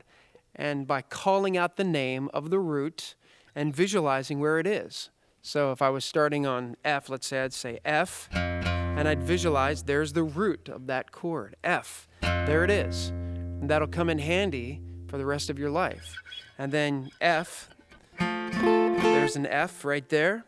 Look for the root of the chord, F, and then here's the third type. And there's the root right there. So we're going F, F, F, F, F.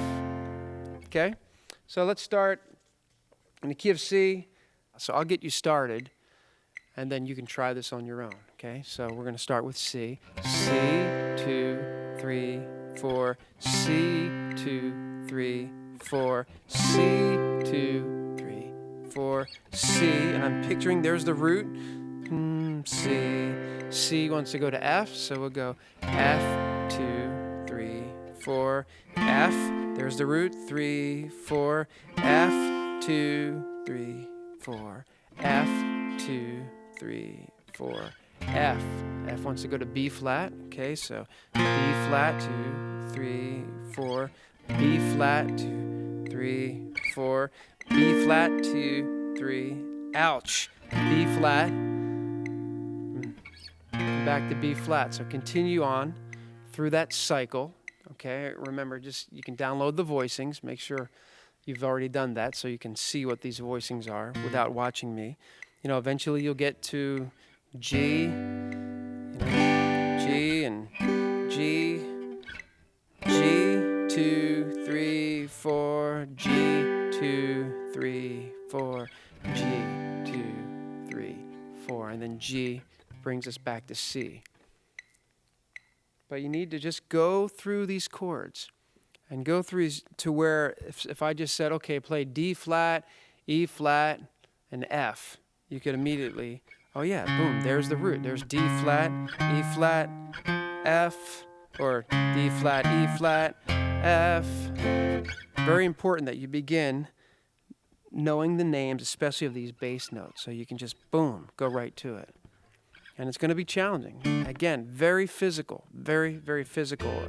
And if you're not used to these bar chords, you know, give yourself some patience. Give yourself some slack as you acquire the strength to hold down these chords. And then, little by little, you'll start utilizing them more and more in your playing. And, you know, bar chords are okay. Totally different than that open chord kind of thing, but there's times where only a bar chord will do.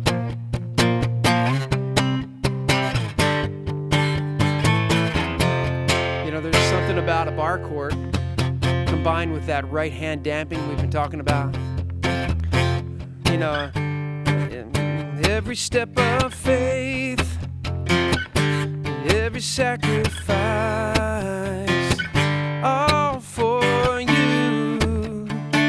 Every song of praise is all for you.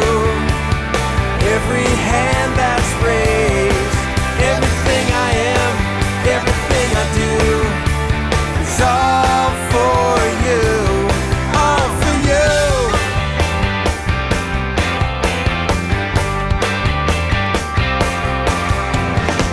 I want to let you know, Jesus, you are my hero.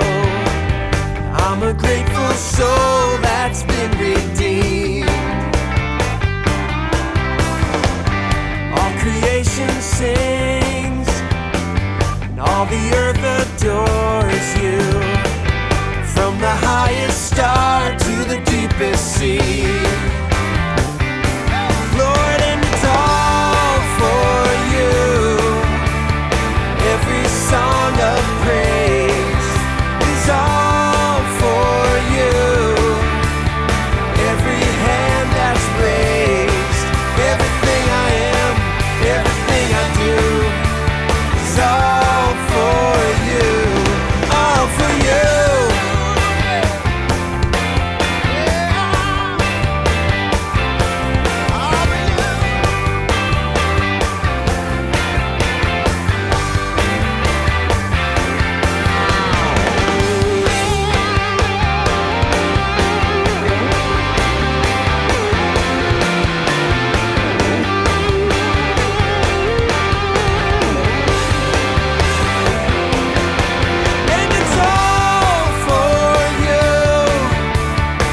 Every song of praise, Lord, it's all for you.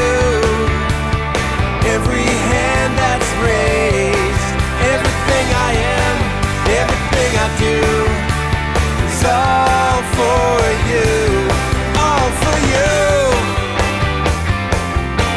It's all for you. Yeah.